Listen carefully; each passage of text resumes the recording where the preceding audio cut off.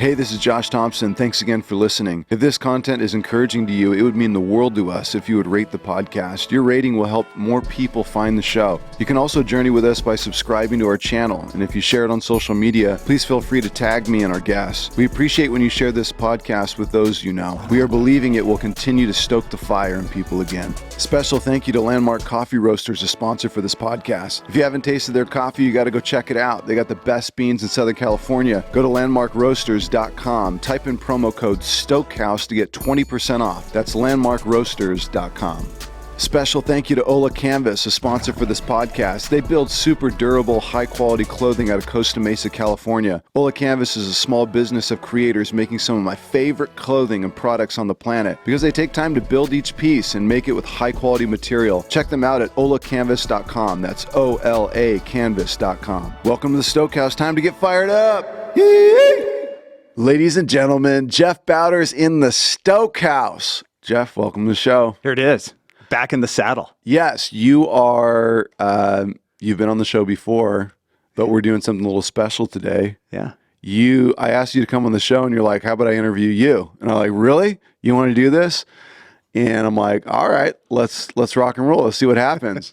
So we're taking a sidestep from normal guest interview, and Jeff's actually going to interview me. Now, if you don't know of Jeff Bowders, he's a drummer, rock star. He's kind of the king of, I don't know, MI professor turned online institutes and school, a king of double bass and technique, precision drumming, and has toured with some of the greats in Christian music and in secular music.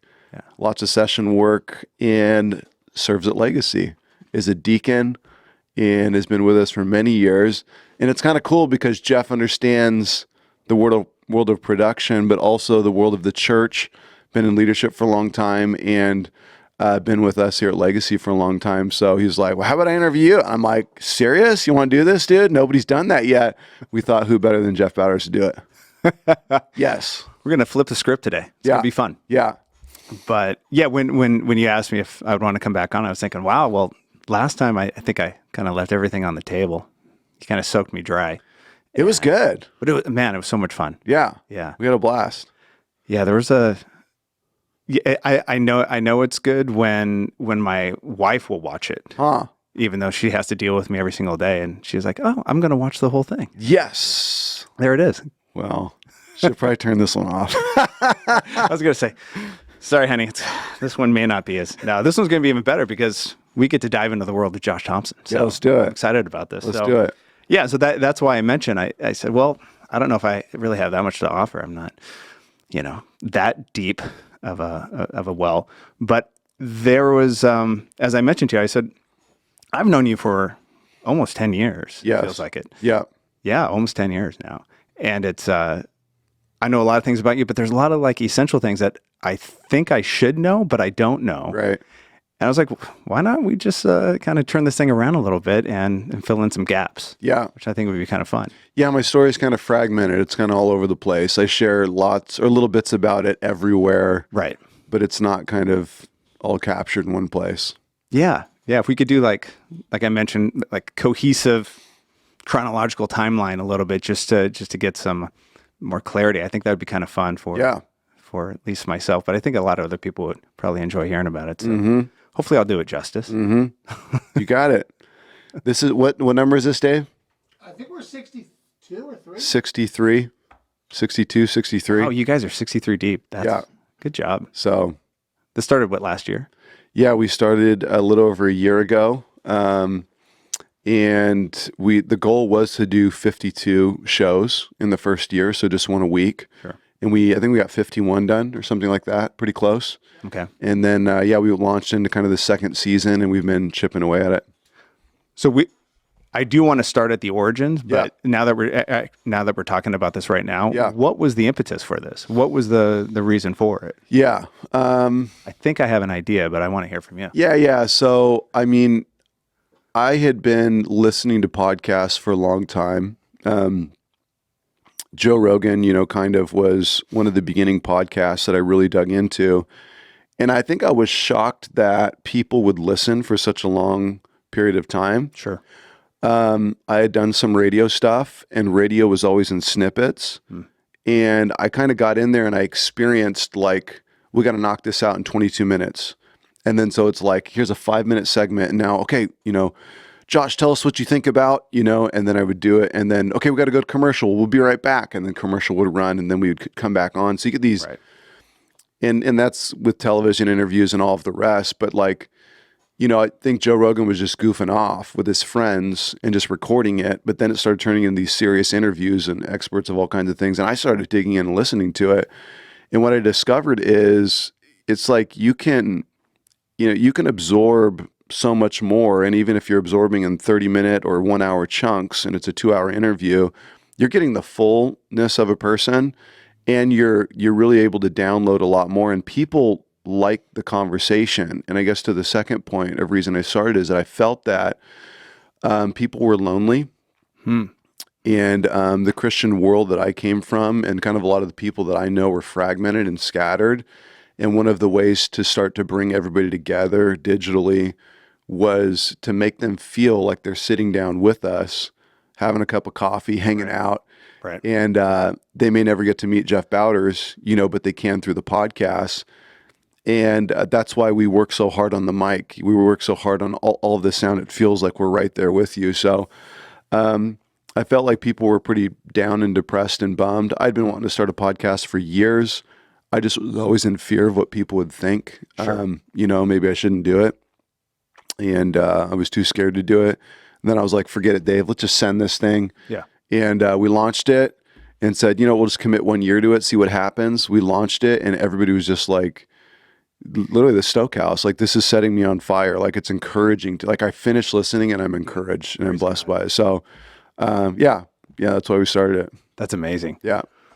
I remember when I think KKLA was kind of vetting some people to take over Frank's position. Frank Sontag. Yeah. Yeah. Frank Sontag.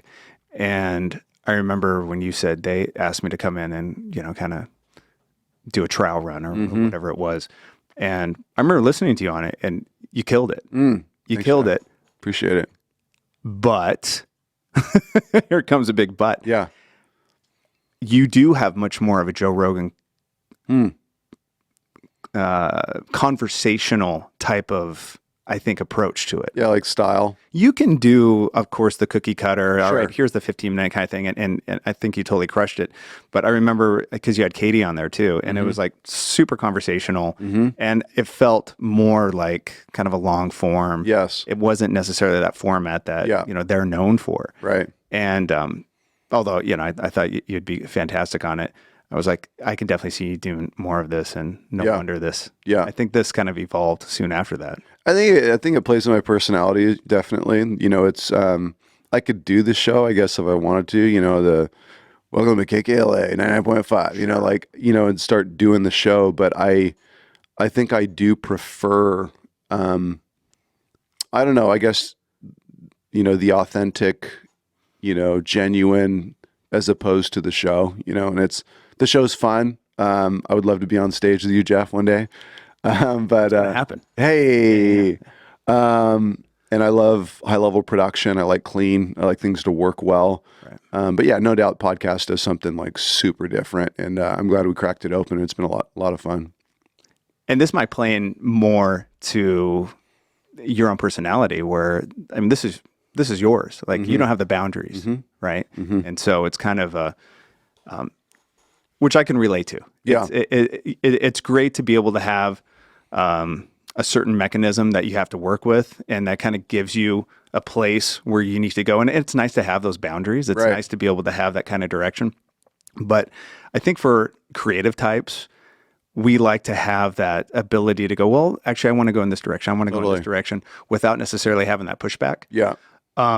So it makes perfect sense when I remember you said you're going to start your podcast. And absolutely you are, which is really, really cool. So regarding this podcast, has there been any unique responses that you've gotten that kind of stuck out over the last year that from any particular podcast or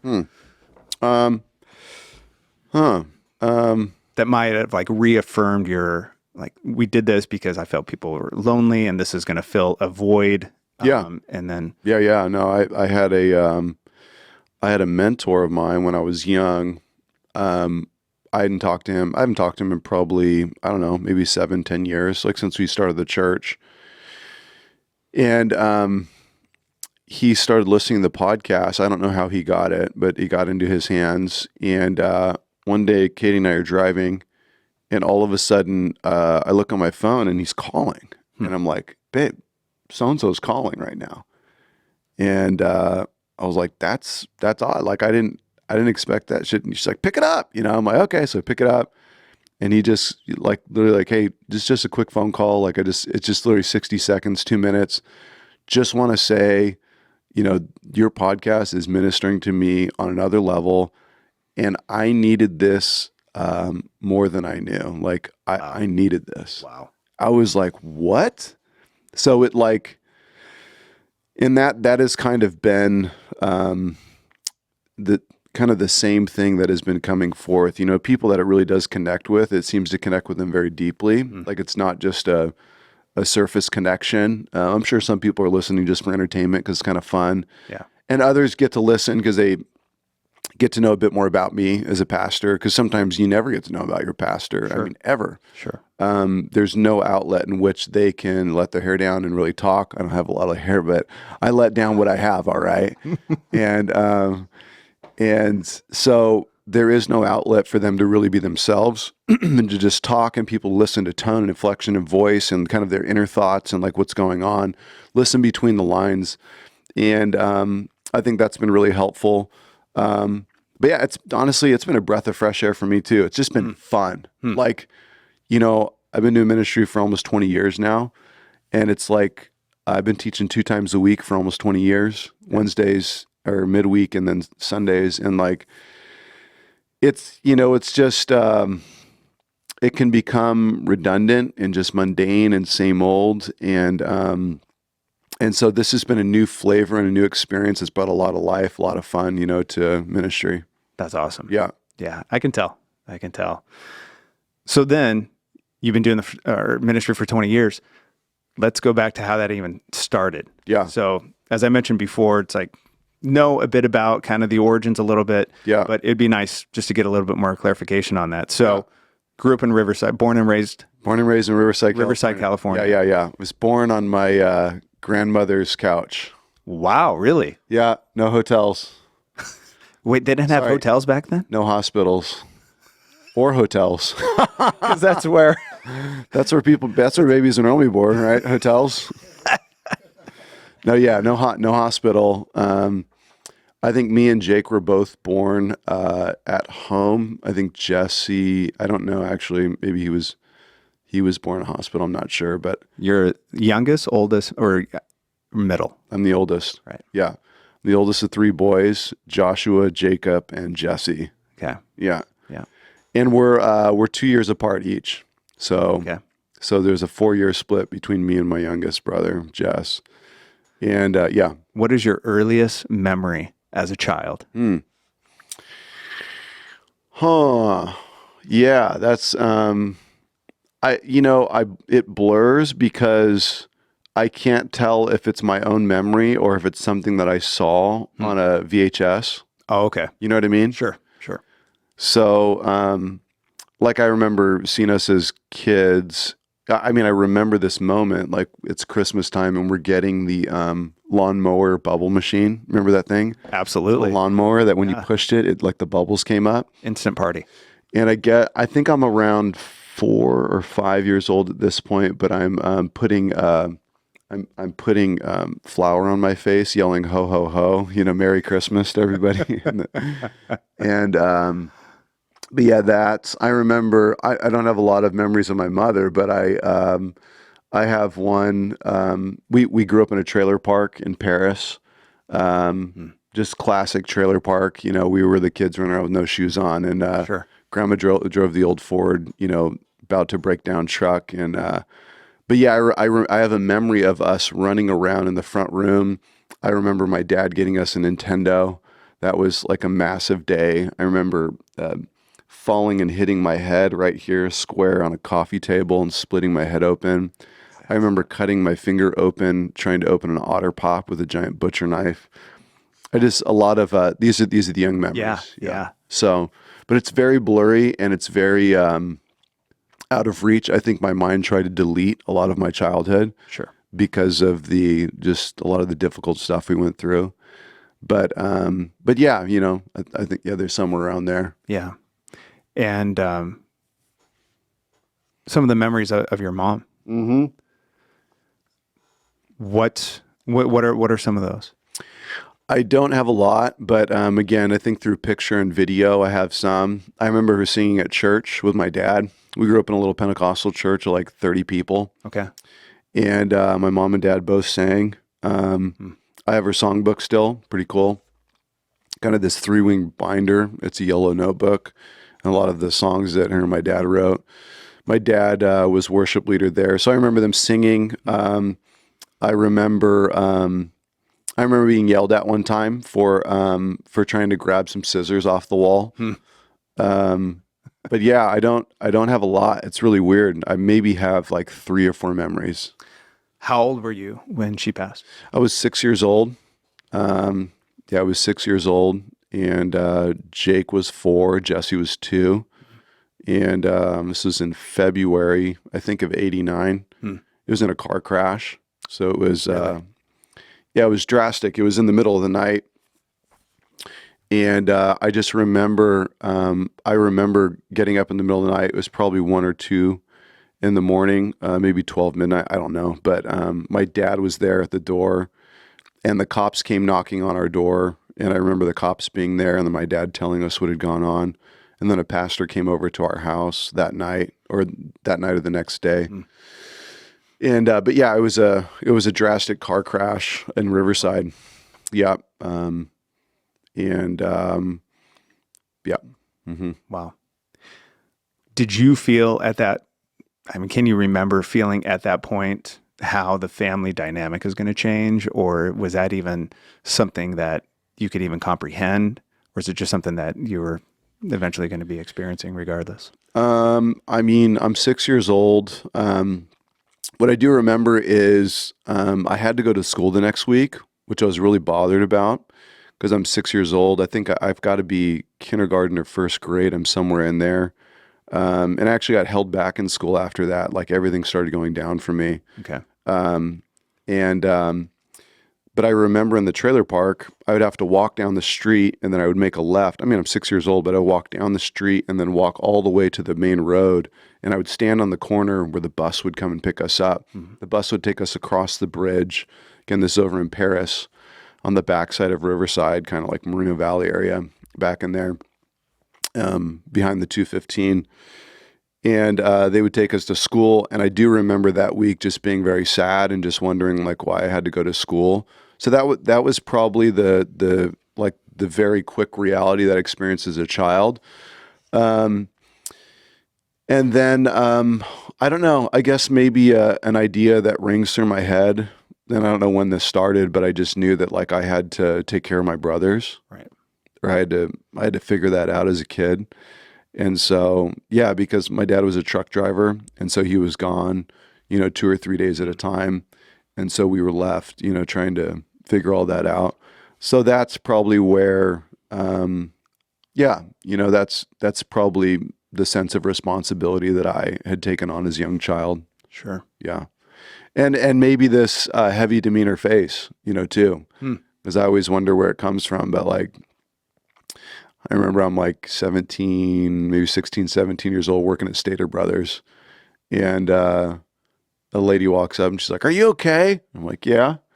She's like, "You don't look okay. Like your face looks like you're very sad or very angry. Are you okay?" I'm like, "Yeah, I'm great. I feel great. I'm excited. I'm just pushing carts."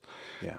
And I always, I tell Katie, I always forget to tell my face to smile, but I don't know. I think that I just developed.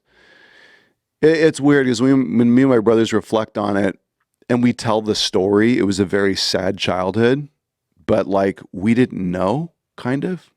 Like we were just making the best of it and just like celebrating everything and just like pushing forward. But like, if you put it on paper, it's like, it's pretty wild, like all the stuff that happened. But, we just had this like forward mindset, like we're going to figure it out. Well, do you think that was influenced by your dad or your grandmother?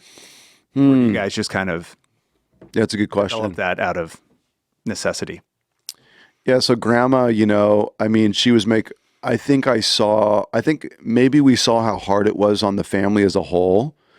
And I saw my dad doing everything he could to try and like help us boys and, make sure we had a place, make sure we had food. And I saw grandma like trying to do the exact same thing. So I think that like we had a sense of like, hey, everybody else is trying to like do as best they can to make this happen. So don't ask for anything, just keep pushing through, everything's going to be great, be grateful for what you have, it's like, be excited about what you have. And, but I don't know, my dad's told me and Jesse both that. He says, I'm not like you guys. You guys have this optimistic power, like mindset that just sees beyond, like every challenge and, disciplined, hardworking, those kind of things. He says it comes from our mom. I guess she used to plan all the parties and was kind of a life of the party and used to do all that. I can't tell if my family's making that up, just to like encourage us or if it was actually true. But I sense that she was the one that at least made the phone call or the text, to gather everybody like, hey, party's happening, everybody get together, and help with the details of making it fun and all that. So amazing. Yeah. Usually when something very life-changing, traumatic like that happens, it's easy to kind of get angry at God and have a resentful relationship. Yeah. Was that ever a factor? Did that influence, or how did that play a part, if it did? So, I guess it's to answer that, on one side, that question like comes up in your mind as a child all the time as you're growing up. Sure. Like, why does everybody else get to have, two parents or get to have a mom? Why did mine have to die when I was young and we don't have any of that? Like, what's the deal? So I guess that was a question to God, or like something that we always had in the back of our minds, and something that we were definitely sad about and overwhelmed by.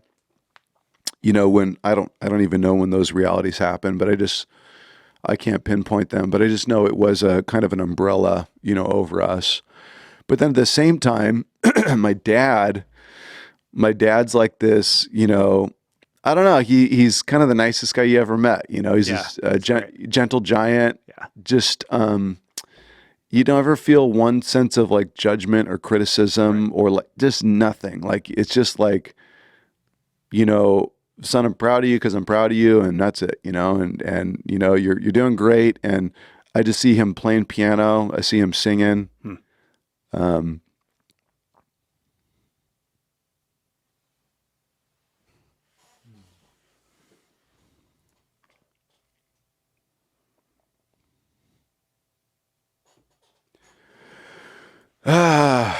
Yeah. So, I see him,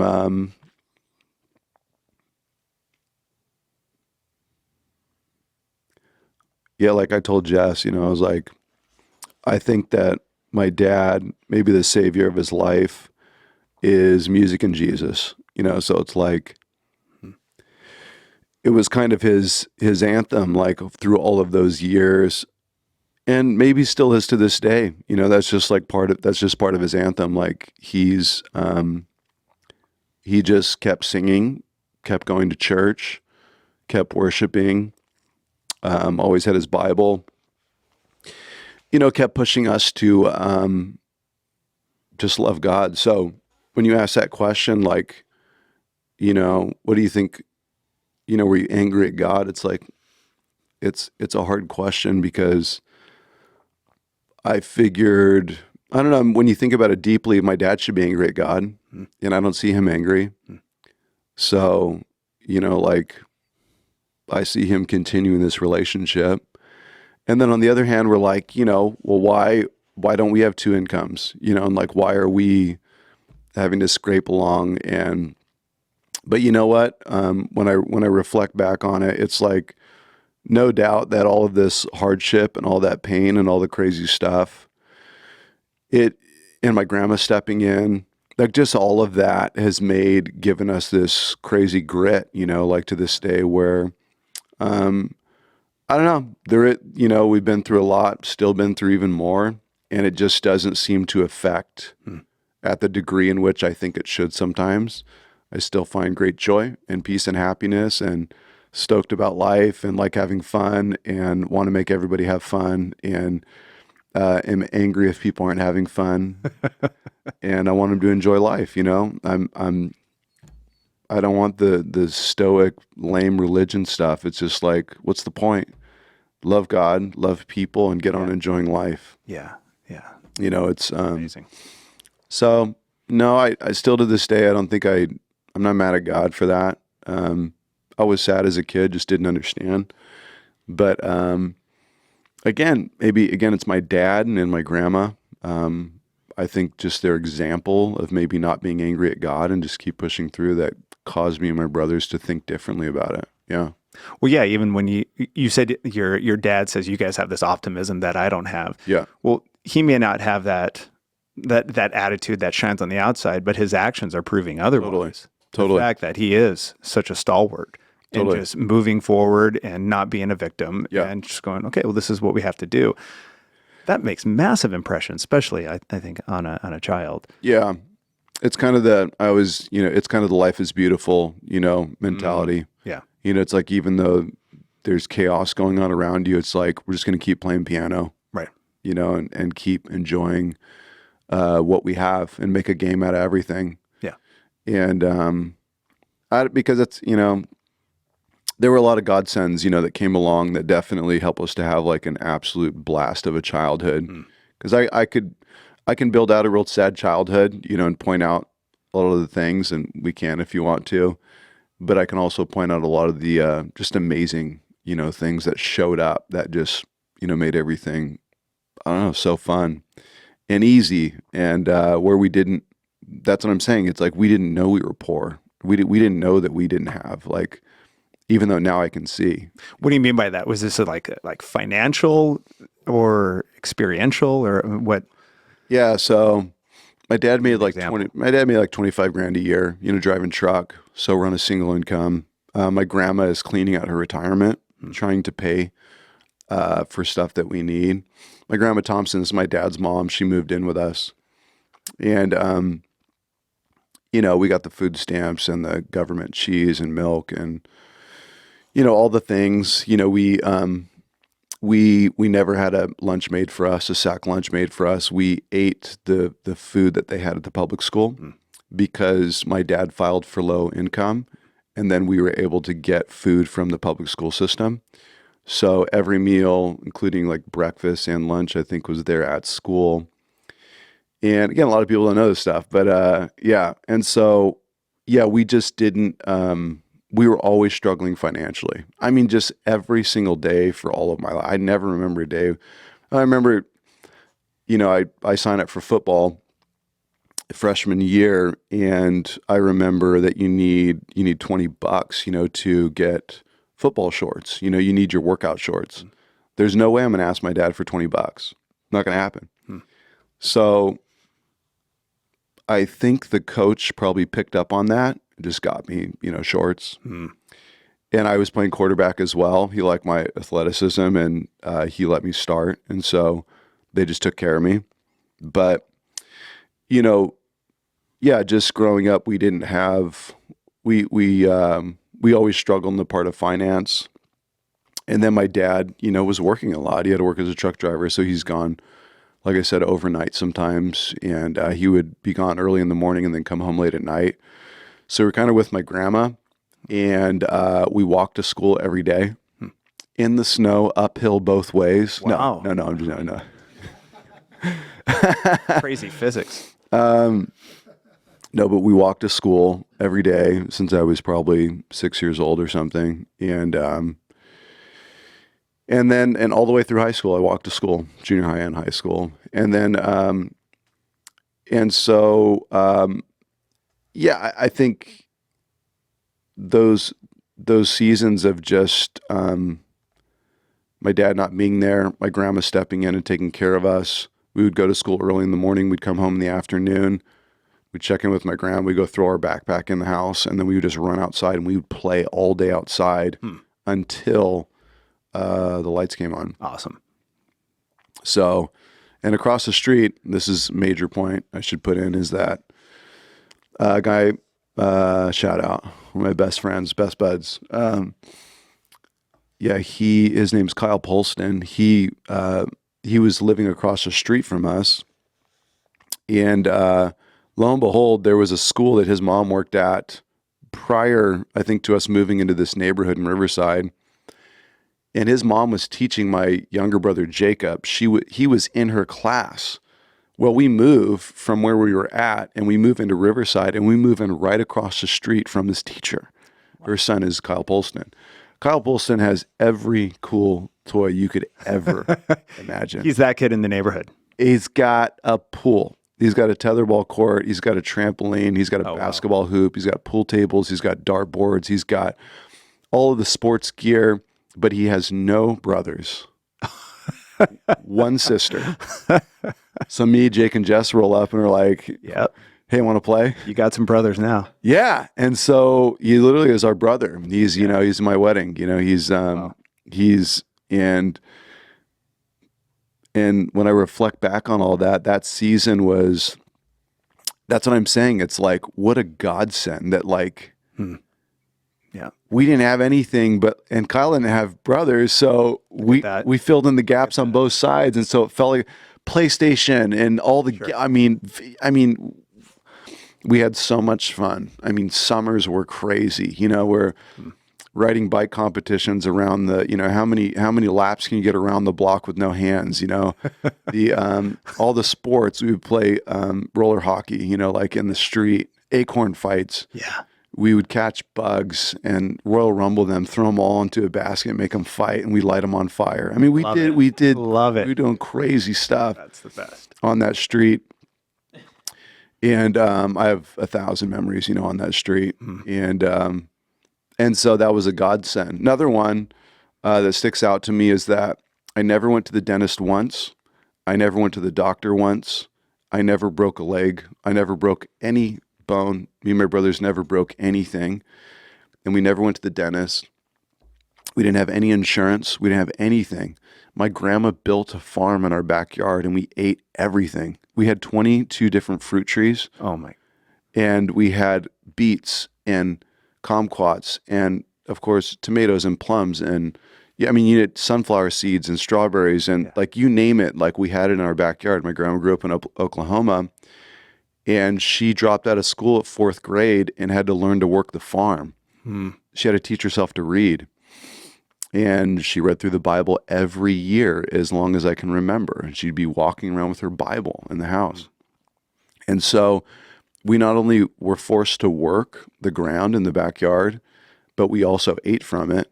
And so we were probably unbelievably healthy as kids because we were eating organic. Sure. Right off the tree. Yeah. It's like, there is no Twinkie to go get out of the cupboard. We never had one. Never had a Hostess Twinkie. Never. Not one in the cupboard. And so it's like, you're hungry, go grab a navel orange. Incredible. Yeah, we got no snacks in here. Go outside. So, and no braces, no nothing. We didn't have, and all my brothers' teeth straight. I mean, it's really just crazy. These little godsends that showed up in our lives. Kyle Polson and his family, were super sweet and kind to us and still are amazing. We love this family. And, so even though things were very difficult, God was still blessing us. That's incredible. Yeah. Wow. Growing up on an organic farm, that explains a lot. Now I know. Yeah. That was the key I was missing this whole time. Mm-hmm. And it's not a big piece of property. She just turned it into this amazing thing. Good. I go back there now and it's probably it's like this little thing. And you're like, how did you do that? Yeah. I'm going to do that out here. Yeah. It doesn't take much. Yeah. Your grandmother was, I've heard you say that before, where she'd read through the Bible every single year. So she was just really, really dedicated. Was church an option for you guys, or was that mandatory? So yeah, we went to church. We've gone to church every Sunday from as long as I can remember. As a kid, I mean, I don't ever remember not going. And probably not until high school. Then my dad like let up on us because, I don't know, for whatever reason, we just like would say like we didn't want to go, or like we were just sleeping or whatever it was. But we went like 90%, 95% of the time. Oddly enough, my grandma didn't go. Oh, wow. She was at home watching TBN 24/7. She's that lady. Really? Yeah. And reading her Bible every day. Amazing. And sending money to TBN, the Televan, to Benny Hinn and all these dudes that I find out later, like, I'm going to, That's a whole other podcast right now. Yeah. Wolves in Sheep's Clothing. Yeah. Check out the YouTube channel. Anyways. So, but nevertheless, again, God, like, with that Christianity, I think, she was in her 80s, late 70s, and then through her 80s. And I think she just wasn't getting up and going to church with us, but she had her room, and it was just like Jesus and Christianity all day, every day in our home. So we knew nothing else. And again, my dad was a worship leader at the church, and the people at, my first introduction to God was Pentecostalism. So, they're speaking in tongues. Yeah. Lydia is anointing everything with oil. Oh, wow. Every chair, every doorway, she'll anoint you if you get in the way. Sure. Everything, Flag. But then, and that's kind of weird, right? But then Lydia would be like, come here. You'd come over and she'd stick like $3 or $4 in my pocket. Oh, and you're just like, who is this lady? And I'm a little kid. Yeah. And so, it's like, I guess I had a lot of qualms with the Pentecostal church growing up because it didn't make sense to me. I couldn't make sense of God. I had a hard time piecing all of the Lego pieces together with the Bible. And that's why stepping into Calvary Chapel and Greg Laurie, and I just hear crystal clear preaching, I'm like, this is it, man. Like I can hear for the first time. But what I can't deny about the Pentecostal church is they loved us like so deeply. Yeah. These people, there is no judgment. Yeah. There is no criticism, man. They're just like, yeah, we love you as you are. We're going to take care of you. You lost your mom. It's okay. We got you. And there was another family there who used to literally take me, Jake, and Jess every single week. We look forward to it. Even if we were the only kids in the youth group, she was taking us like to Chuck E. Cheese or to like all of these wild places. Again, another grace. Wow. Like where we get this fun, cool lunch thing on Sundays. And that was our Sunday school. We do a little Bible study in there. She'd pull out her guitar. Her name is Janet Osborne. And she'd play her guitar and she'd sing, and we'd give her the hardest. We were terrible. We would take snacks and throw them on the walls. I mean, we were those bad kids in Sunday school. And Janet just kept loving us, just kept serving us. And before we go get in her car, you give us the keys, we go get in the car, we turn on everything. We turn on the radio as loud as the windshield wipers, the air, everything. Yeah. We just wait, she'd get in the car, boom, And somehow we got our hands, this is funny, a detail, I don't know why. Somehow we got our hands on Queen's cassette tape, Bohemian Rhapsody. Sure. And we would put that thing in and we would get it set on Bohemian Rhapsody, yeah. And we would send that thing. The most demonic, song ever. And yeah, dude, we were wild. And a lot of fun stuff at that little church, though. It was in this little industrial, corner building. It couldn't be more than 1,500, 2,000 square feet. I don't know. It was so small. And 30 people met in there. And yeah, we, when a beehive showed up, we would outside in the bush, we would be out there throwing rocks at it, trying to cause, we just running amok what you do at that church. So yes, we were at church every Sunday. And, it wasn't until I was probably junior high or high school that I started to question, what is this really all about, Yeah. But, yeah. Yeah. That was where I want to go with this, is that which is pretty common adolescence, you start really questioning the things that, you took for maybe for granted or it's just kind of routine. And then you start thinking, what is this really about? And what is this for? And do I even believe it? And you start questioning these basically almost like programmable habits. Yeah. And did that come into your psyche a bit when you started to, I guess, critically analyze why am I going to church, or why do I believe what I believe, or any of that stuff? Yeah. I think elementary school was me just believing what my dad believed. Junior high is kind of like a blur. Like I don't remember much of it. And then high school, I started to question probably around 15 or 16. I was being invited to a youth group that my buddy Dan was going to. And I was at a Foursquare church, and that's where it kind of like broke open. Little context, like, so elementary school, I had the ability to gather like all of the kids. I remember 5th, 6th grade. I think it was because I could throw the football the farthest and I could beat everybody in tetherball. So I was able to rally like, let's just say 50 or 60 kids on the playground. And like, that was the first sign of like, oh, like I have something. And then I lost that when I went to junior high. All of my friends went to this school and I had to go to the other school in town, Shema Middle School. So I walked into Shemawa for 2 years and I literally knew no one. And I was a loner for like 2 years, like literally like had 1 or 2 friends, didn't know anybody, just kind of kept my head down. It was weird, feeling weird and all of that. And then high school, I step in and I tried out for the football team the summer before freshman year. And I tried out for quarterback and I got the position. And so I immediately became more known in the school than I knew anyone. Like it's a weird thing that happens, but if you do that, then like all of a sudden, all these people just start walking up to you like, you're the quarterback, you're the quarterback. Right. Oh yeah. And so that allowed me to build a lot of friendships pretty quickly. And I don't know, just all the stuff that I was doing, I was just running around, just started being, crazy. I was ditching school a lot. And this is my sophomore year. That was probably one of the lowest times.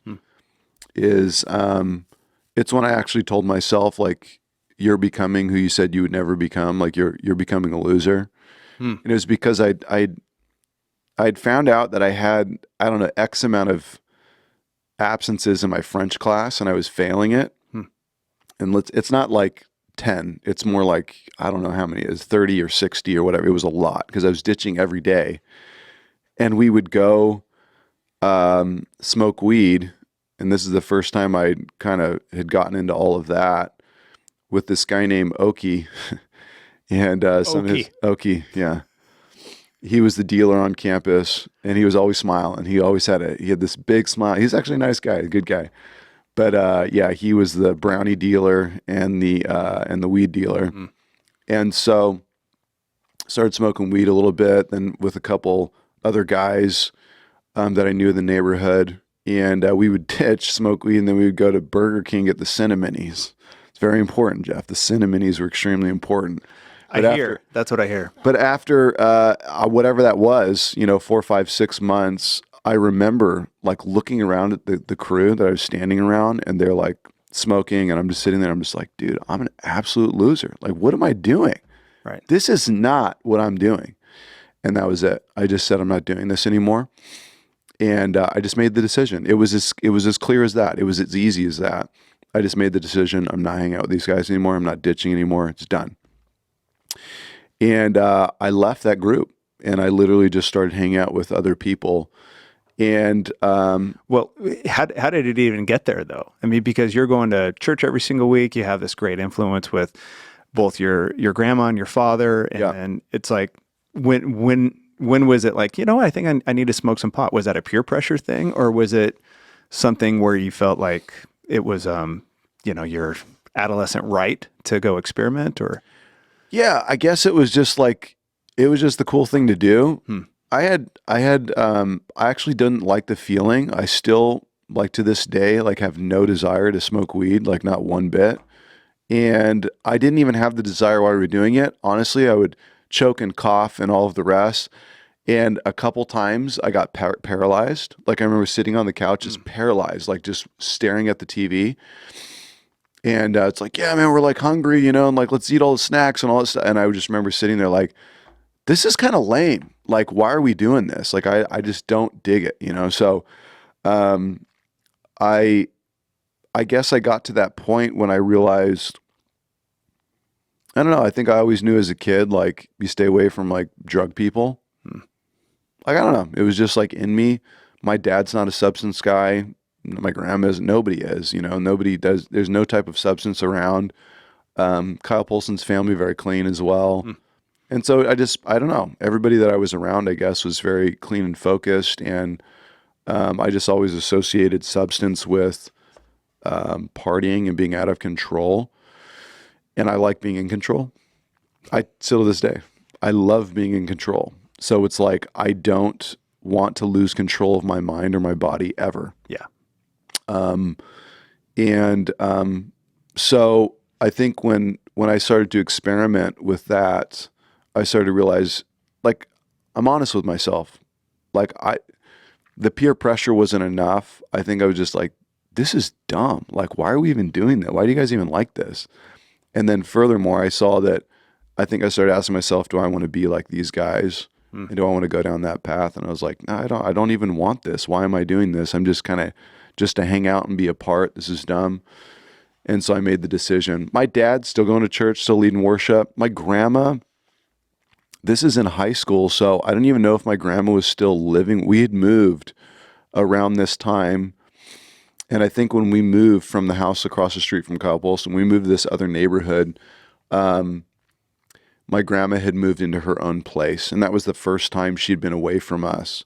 So now I don't remember grandma being in this house.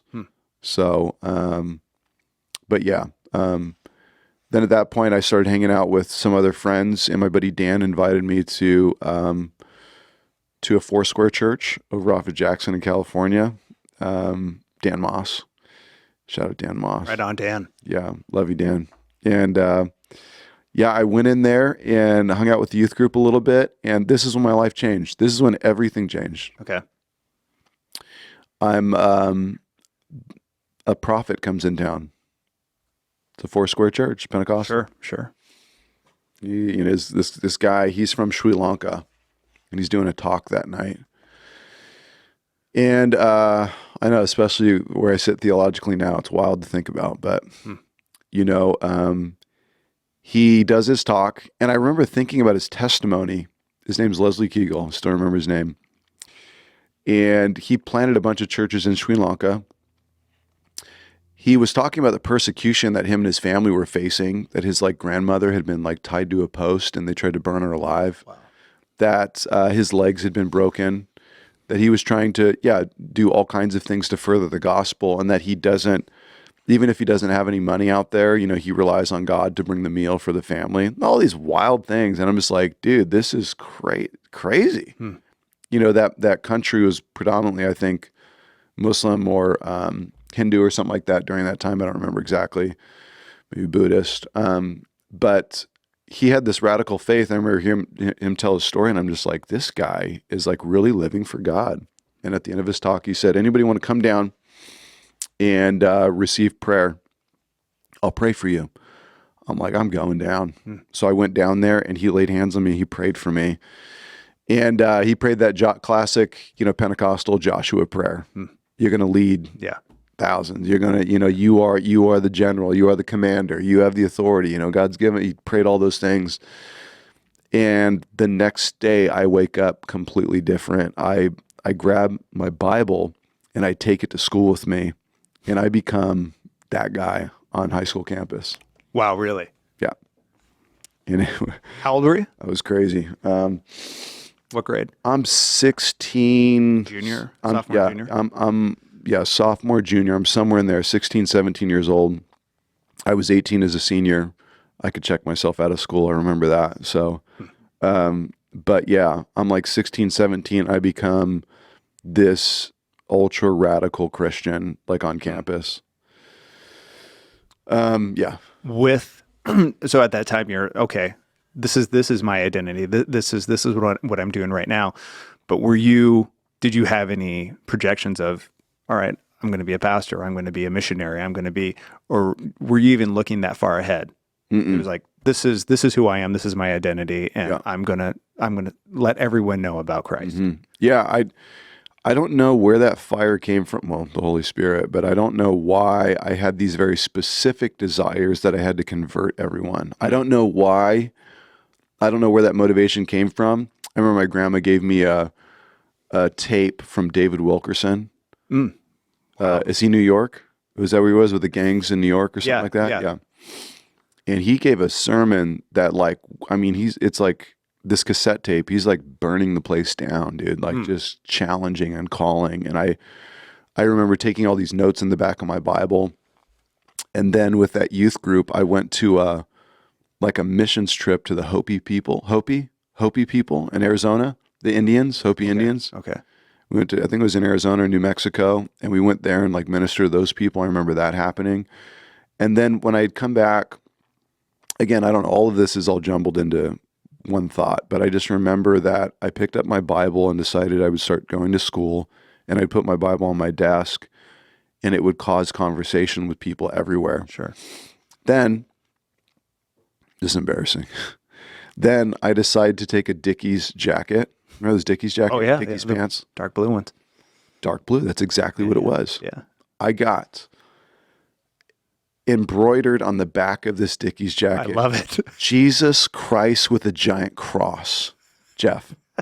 Yes. And I rock this Yes. thing, dude. I show up. I love it. And again, I'm still playing football. I lettered, 3 years, and I'm in student government. I was sergeant at arms my junior year, and then I became vice president at my school senior year. And I start the Bible clubs on campus. Actually, my buddy Dan, it's helped, and then I helped reinforce, start teaching the Bible in there. And I just started having conversations with teachers and people everywhere. Now, I felt like a hypocrite because I'm like messing around with my girlfriend and doing all kinds of terrible things. But then at the same time, I'm like wearing the Jesus Christ jacket and holding the Bible and doing all the things. But my world was split because I wanted people to come to Jesus. This is how, I don't recommend this, but this is one of the stories is because I was in student government, I had access to all the butcher paper, like where they make signs.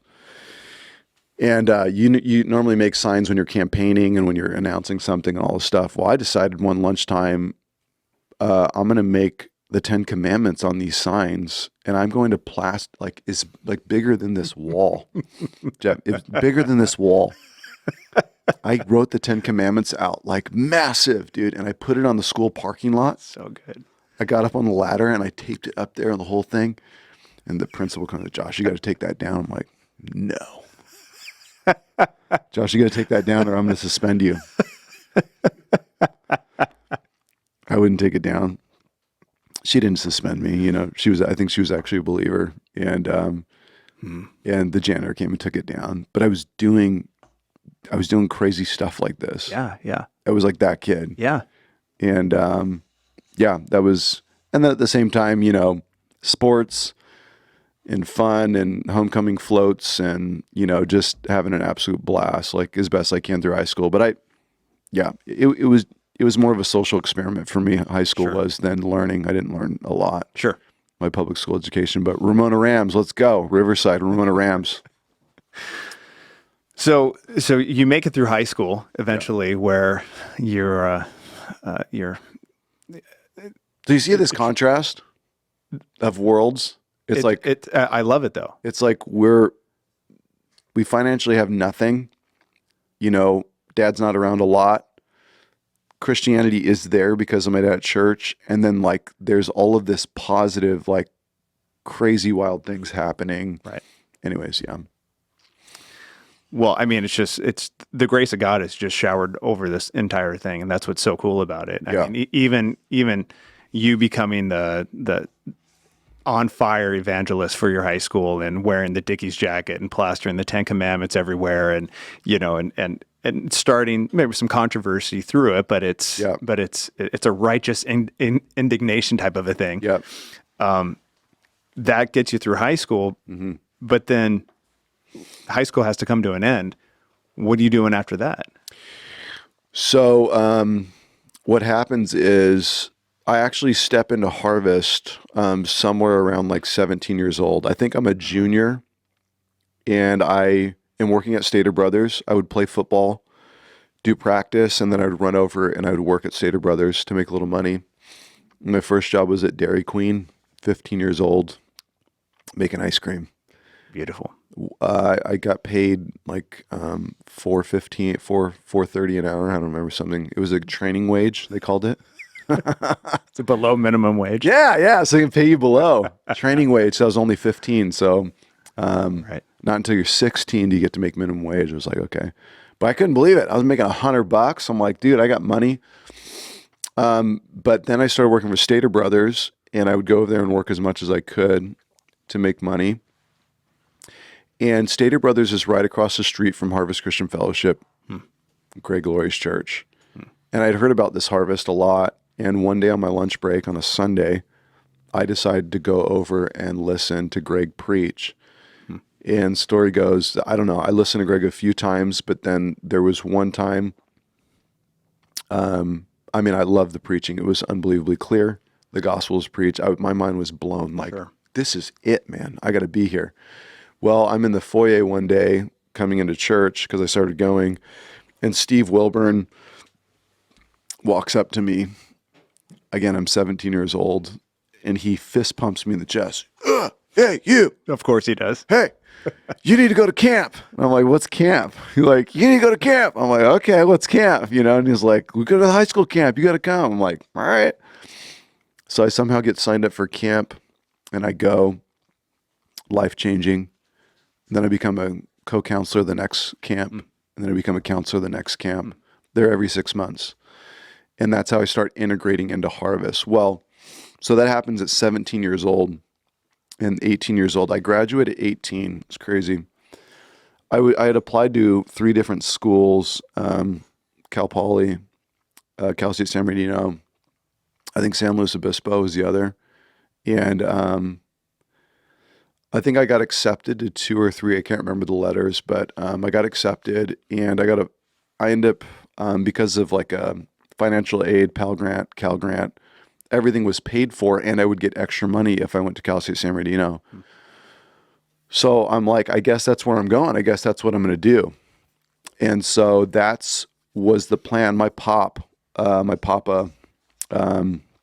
he's my mom's dad, told me, you should, he's the godfather. We haven't talked about him, but he's the Italian Sicilian godfather mafia till he was like 30 years old in Ohio, and left to get away from all of it to move. Legitimate mafia. Wow. And to move to California. He was a chef, and what he called I don't know if he called it a bruiser or I don't remember, something like that. He called it where they had to make people pay, Oh, wow. So he would make money. He would make food for them, and then he would make people pay. And but he said he wanted to get away from all that. I don't know the full stories. I just have snippets from my childhood. But my pop has that heavy demeanor. When he walks into a room, there's like authority, you know. He's not around anymore. He passed, but he was the godfather of the family. And my pop told me if I was young, I would pursue computer science, because that's the future, is going to be in software. Smart. Yeah. And so that's what I signed up for at Cal State. I don't know what I'm doing, I'm just like, okay. But what happens is the summer, the year I graduate, in the summer, I leave high school. My dad loses his job, and he can't make payments on the car anymore, and we lose the car. We lose the house first. Oh, wow. So he can't make payments on the house. We still have the car. We lose the house, and no joke, I remember we moved into a hotel for about 3 or 4 weeks. And we're living in a hotel, and I was trying to figure out how to get to Cal State San Bernardino and do that whole thing. And it's all blurry, but I can't remember exactly. But we lived in a hotel, and we were in a hotel when 9/11 happened. Me, Jake, and we're watching 9/11 on a hotel TV in like some Motel 6, whatever, some like, Holiday Inn. I don't know what it was. But we're watching it there, and then my dad loses. So that was the season that was taking place. But then he loses his car. He can't make payments on the car, so we lose the car. And then we basically have to move in with friends. And so I'm 18 years old. Wow. Jake is 16. Jess is 14. And we never lived together again since then. Wow. That was it. Our family was broke up, and we all had to go our ways and kind of figure it out. My dad had to figure out, he moved to Corona. He walked to work for probably 2 months or 3 months. I don't remember, but he was walking, 10 miles, whatever it was, to work until he could save up enough money to get another car. I had moved in with a friend. Jake had moved in with a friend. Jesse had moved in with my dad. And then he ended up moving all around. So, yeah, so that was a major turning point. So I didn't have anybody. I didn't have anything. And I even stopped going to college. I just stopped that. I tried to finish that first year, and then the whole thing ended. And that's how I ended up stepping into Harvest, and Harvest kind of became my family. So what does that mean, stepping into Harvest? Is that for employment? Is that for just leadership positions? Yeah, I had moved in with a friend. I'd moved in a friend in his family, and I'd basically worked like 15 jobs by the time I was probably like 20, 21. Sure. I was just doing all kinds of random things, trying to figure it out. People had given me cars. Wow. My first car was a 1990 Honda Accord, black. Absolutely. Yeah, 4-door. Yeah, 300,000 miles. Yeah. Oh, That's relatively I new. got it with 300,000 miles on it. It went. It did sound like a lawnmower when we were driving, but it went. And so anyways, that's how I kind of got around, and my friend helped me get around. But yeah, I met, we stepped into Harvest, and Harvest kind of became I think the connection and the life-saving power of like family, and all of these things happen there. Some structure. Yeah. My buddy, Brian Nguyen, who helped me a ton in high school. He's one of our board members actually at Legacy. Yeah.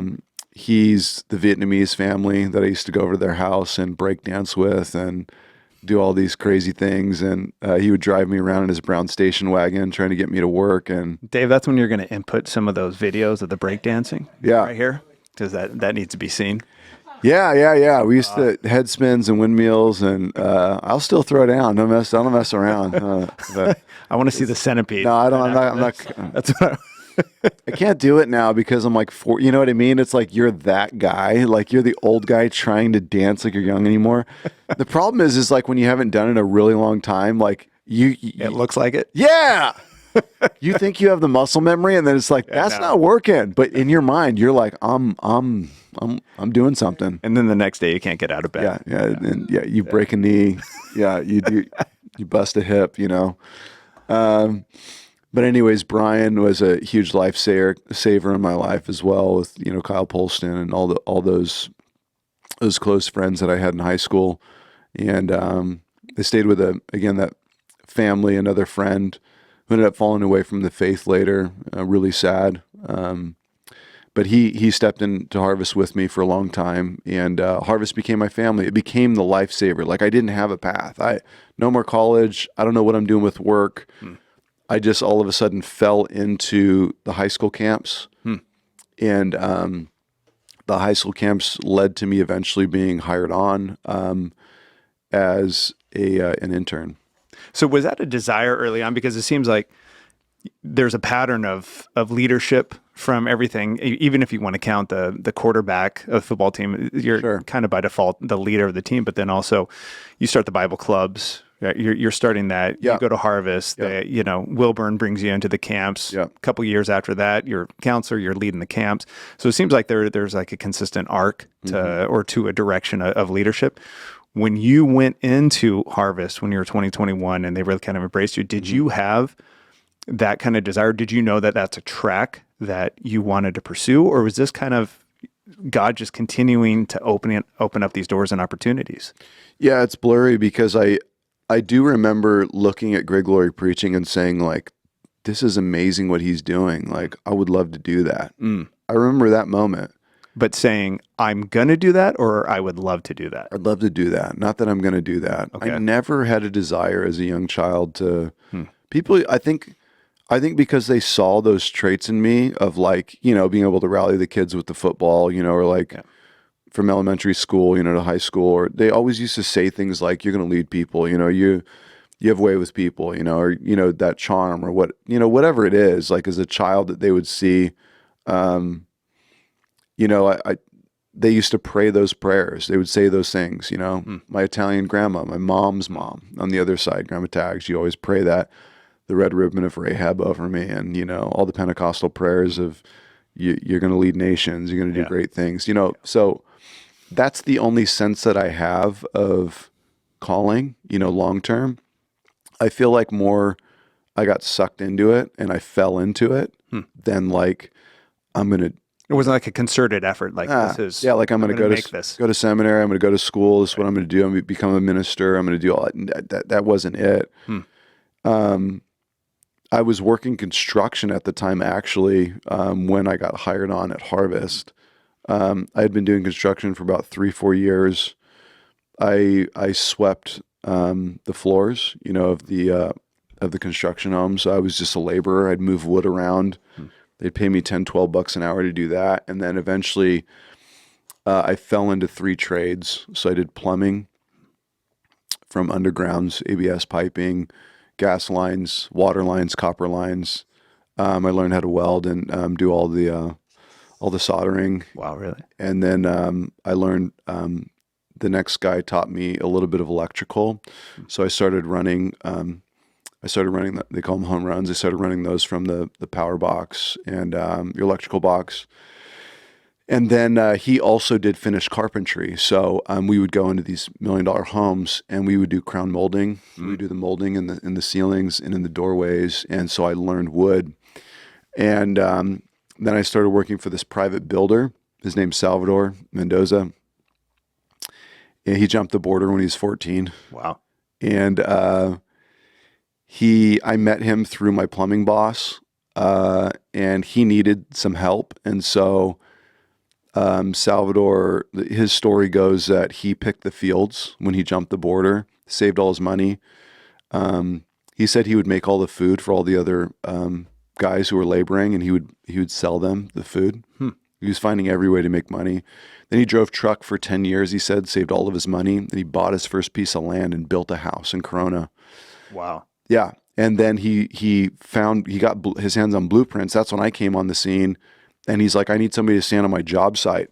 And I want you just to watch every trade, make sure they get their job done. And this dude was hard nosed. I mean, like, very hard man. And he was no messing around, you know, like, so I would stand there for, you know, 10 to 15 hours a day on the job site, just watching trades and making sure they got their job done. I'm a kid. I'm like 20.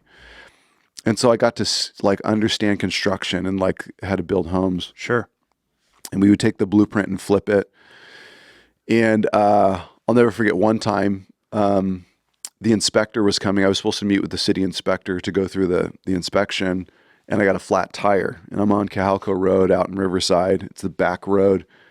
And I call Salvador, and I'm like, Salvador, I got a flat tire. I don't think I'm going to make it by whatever, 7 a.m., 8 a.m., whatever time. He's like, you better get over there right now. You better get there right now. And I'm like, I can't. I got a flat tire. He's like, oh.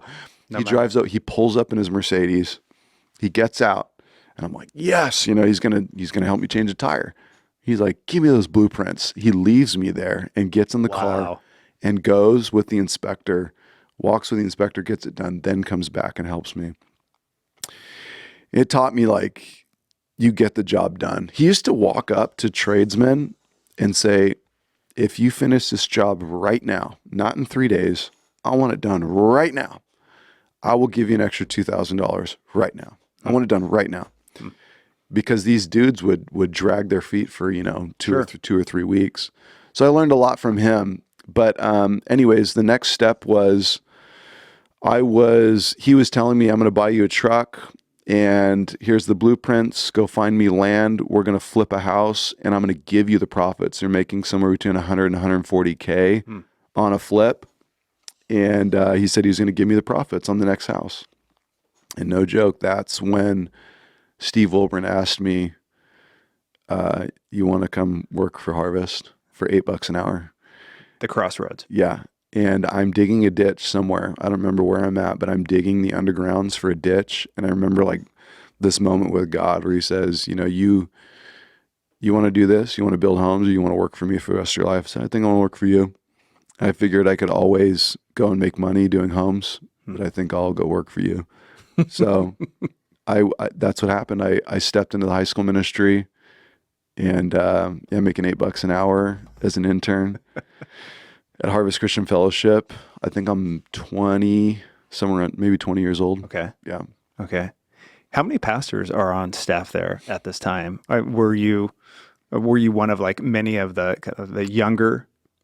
Was there anyone else around your age that had similar position as?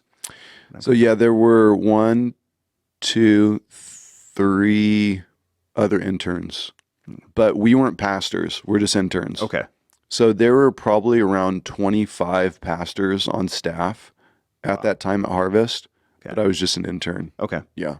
Okay. So I was just a young guy working Steve was the pastor over the high school ministry. Okay. And he had us interns. Okay. My job was to get into the high schools. That was my job. Put on the Dickies jacket again and go back. Yeah. No, yeah. My job was to, Steve, this is classic Steve, Josh, this is what I'm hiring you to do. Now, I don't know how to do this, but you got to figure it out. You are going to go into all the high schools in this area and you're going to start Bible clubs. And you're going to get all those kids to come to Harvest and start to worship here. You got to figure this out. And I'm like, great. So, anyways, we did it. Long story short, I got into 13 high schools in the area and I built Bible clubs in all of them. They range from 20 to 30 kids up to like 90 kids. And what we would do is, and here's a little tip for you high school guys, the youth pastors. This is what you do. You find out what schools the kids in your youth group go to. So that kid goes to Ramona High School. Okay, you tell that kid, go into your high school and ask them how you start a club. They're going to give you a packet. You build out the constitution for that packet. You turn it in. They'll let you start the charter for the club, and then you figure out a date when you want to launch the club. Then that kid can invite you on campus now to come and speak at the club. And so what we would do is we would print all of these flyers. We'd print up 500 flyers, and then we would do a pizza party. And so we'd buy 30 pizzas. Sure. And I would show up on campus first, handing out flyers to all these kids, like just telling them, hey, we're pizza party. Come on, you guys got to come hang out. Every crew, going to the skaters, going to the sports guys, going to the Vatos Locos for Life guys. I would just get into all their faces and say, come on, come to the club. And then they would come over to the club. We do the pizza party, and then I drop the gospel bomb on that place. Yeah. And kids would raise their hands and turn their life to Jesus. And then I would consistently every week show up at every high school and do a Bible study for them. I do that Monday through Friday. So I was teaching sometimes 2 times a day, Monday through Friday. Can you do that? Do you know if you can do that in public schools today? You can. Wow, really? You can do it right now. Yeah. So there it is. All you high schoolers. You can do it right now. You got a mandate. Yeah. You can just go in there, That's wild. Start the club, and yeah. So that was my job as an intern working for the high school ministry with Steve Wilburn, and we also did Harvest Crusades alongside, and he took the high school kids all over the world. We went to Australia twice, went to New Zealand, all the United States, following Greg doing high school ministry stuff. We called it SWAT, Students with a Testimony. We would street evangelize. SWAT. Students with a Testimony. That's great. And so we would hit the streets with flyers for the crusade. Yeah. You were probably playing for Rebecca or for Chris or something. This is early 2000s? Yeah, mid-2000s, early 2000s. Yeah, you were probably on stage. Probably. And crazy. And we would go out there and share our faith with people on the streets and invite them to the crusade. Right on. So we became these street evangelizing like crazies. Yeah. We walk up to anybody and just start sharing the gospel. We did that for probably 5 years. Had you been to a harvest prior to that? Yeah. I do remember like in high school, I don't remember who took me, but I do remember going and just saying like, this is crazy, pretty cool. Angel Stadium. Yeah. Yeah. No, that's a behemoth of a crusade. And yeah, just how many years has it been going on? Do you know? I should know this. I think it's 40. Oh my. I think it's 40 because I think Greg has been in ministry 50. Oh, wow. Yeah. Because I think he started when he was 19 or 20 and Greg's 70, 71, something like that. So 50 years of ministry, I think 40 years of crusade, I think. So you're at Harvest, being the intern, being the high school liaison outreach ambassador. So you're basically under the influence of all these great pastors there. Greg Laurie, Steve. Yep. What is there anything that you can specifically glean from them that you said that this made a major impact and not only just not my spiritual life, not only my idea of what it means to be a pastor, but just as a Christian in a really secular, especially if you're going to schools, how was their influence kind of shaping maybe your mindset with that? Does that make sense? Mm-hmm. I mean, I think the common things that I see with Steve and with Greg is, I mean, they're resilient with the gospel. I mean, consistent, like they do not waver. They just don't waver. Like they just keep doing the same Acts 2 thing over and over and over again. And I mean, the high school ministry grew to like 500, 600 kids when I was there with Steve. And people would be like, how do you guys have such an amazing youth group? Where's the ping pong table? Just like, we don't have one. Like, we worship for 30 minutes, and then Steve preaches for 45, 50 minutes, and then all the kids hang out afterwards, and that's it. That's Wednesday night. It's like, how does this... So it was like this, but then they're down-to-earth preaching, and I think plain language, and... Yeah, why do you think it was so effective? Because it was just no frills. I think it was authentic. Yeah, and I think it's like I used to tell the kids, like, when we get together, we're going to have an absolute blast. Like, we're going to have the most fun you've ever had in your whole life. Like, we're going to throw a party, and then we're going to be dead serious about Jesus. Like, no messing around. Like, we're 1,000% in. And so I think that contrast, like Steve, always ready to goof off, always ready to have fun. Sure. Greg the same way, always ready to goof off, always ready to have fun. Greg playing jokes on every pastor day and night, and it's just fun. Like just to watch him, like all of the very serious bosses, at Harvest, you'd laugh at them and make fun of them, tear them down in front of everybody. And amazing. One time I was talking with Greg, and he could see I was like kind of serious and asking a question or whatever, and he noticed that that the button-up shirt that I was wearing was a snap. Mm-hmm. And so he's like, oh, look over there, snap. The whole thing just rips open in front of everybody. I'm like, what are you doing? What are you doing? He's just laughing at me, and I'm like, but it's just like, it's always ready to, Sure. Steve will be, we could be walking, talking about something serious, some Bible, this and that. He's like, push-up competition right here on the street. He's like, come on, you guys, get over here. All five guys, like, we're like push-up competition, like, but it's like, I love it. I don't know. It just makes Christianity like fun. Like, why aren't we having fun? Right. Why aren't we enjoying this? We're supposed to be, Jesus is anointed with the oil of gladness above all men. Right. Like why is Christianity such a stick in the mud sometimes? It's just so stale. And like, I think that was the equation. It was like dead serious about Jesus, the Word of God, expository preaching the gospel. We're not messing around. We're going to do as best as we can. and then we're going to have the most fun, like, because we have Christ, because we know God. Yeah. Who's made fun and made all of these things. And what's the point of living, if like you're not enjoying like the garden? Yeah, we should have the most joy. Yeah, you don't sit in the Garden of Eden and just like just play bomber, It's like it doesn't make any sense. Right. It's complete contradictory. So, I mean, those are probably some of the biggest things that I take away. They're just so consistent. Like Greg I don't know very many pastors who have pastored the same church for 50 years and had so much fun doing it. Yeah. Yeah.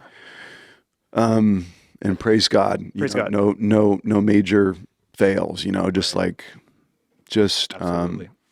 And the crusade's still going, and movies, and just like, it's not slowing down. It seems like he's stepping it up. It's getting bigger and bigger. Yeah, it just doesn't stop, And so I think those examples are, I mean, I remember hearing stories that pastors normally they rotate churches every 3 years. That's like on average. Really? Yeah. And I'm just like, this is crazy. So I don't know that, those are obviously the big, examples in my mind, but there are a lot of other, pastors in there. Mike Jonker, of course. I did the college ministry with him for like another 4 or 5 years, and that blew up to over 500-600 kids. It was called The Well. It was probably the most revival time we ever experienced, as young people. And we took that fun and that seriousness to the next level. And it just exploded amongst college kids. Wow. And we got into the colleges. We got into 5 colleges and started Bible clubs. And we started this thing called the Forum. We'd stand in the middle of college with 2 microphones. We would dialogue with the crowd. We were doing Charlie Kirk 20 years ago. Wow. All of that stuff. We just didn't have a video camera. Yeah. But yeah, we called it the Forum. So step into the Forum and let's publicly discuss, the problems you have with God, questions about God, the Bible, whatever, Christianity. Right. And we had a lot of fun doing that. We used to do all-night prayer sessions with the college kids. They'd show up at 10 p.m. and we'd pray till 6 in the morning. Wow. 200 kids show up. These are college age, yeah. Wow. Yeah. The camps were crazy. I don't know. There's just so many cool things that we used to rent out the broom ball. I mean, the ice hockey rink and do broom ball and barbecues and parties and the bands, lots of bands. We had rotating bands that played. I led worship. Was Ben in there? Ben played worship on that team. Really? Yeah. And it was crazy times. Is that where you met Ben? I met Ben in high school. I met him in the high school ministry at 17, 18 years old, yeah. Oh, I didn't know that. With Steve Olbern, yeah. No way. Yeah. I've known Ben 24 years. Are you guys same age? We're 1 year apart, I think, yeah. Okay. Yeah. Yeah, 1 year apart.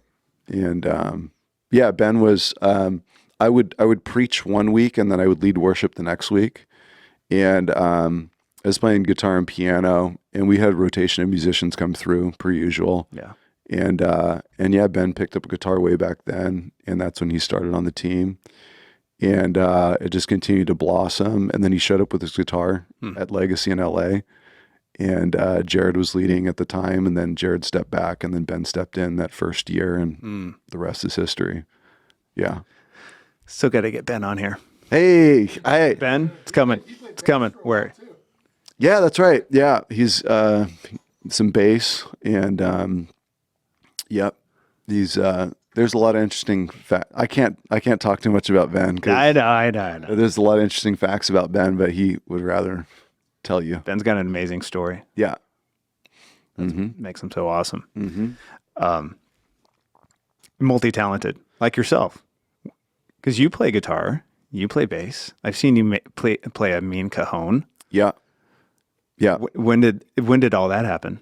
Is that growing up through your dad? Yeah. So, quick story on that. My dad was forced to play organ by my grandma. and in the church. And so, with the multiple keys and the the black pedals and the whole thing. Yeah. So we had a giant organ. My grandma bought it for him when he was a kid. That was the nicest thing we had in our own whole house. That me and my brothers like put to death. We pulled all the bells and whistles and hammered on the metronome. And I mean, so anyways, my dad did that. He started playing a grand piano. Then he got into Casios. Okay. And of course he did. Yeah, of course he did. And he had the Monster Casio in the Pentecostal church. Oh, this is classic, my dad, right? Classic Don Thompson right here. Donald Edward Thompson. This is classic. Grand piano in the Pentecostal church on the left hand. Right hand is Casio. And he would hit the drum machine, Jeff. Of course. Yeah. Drum pattern 1. Ding, ding, ding, ding, ding, ding, ding, ding.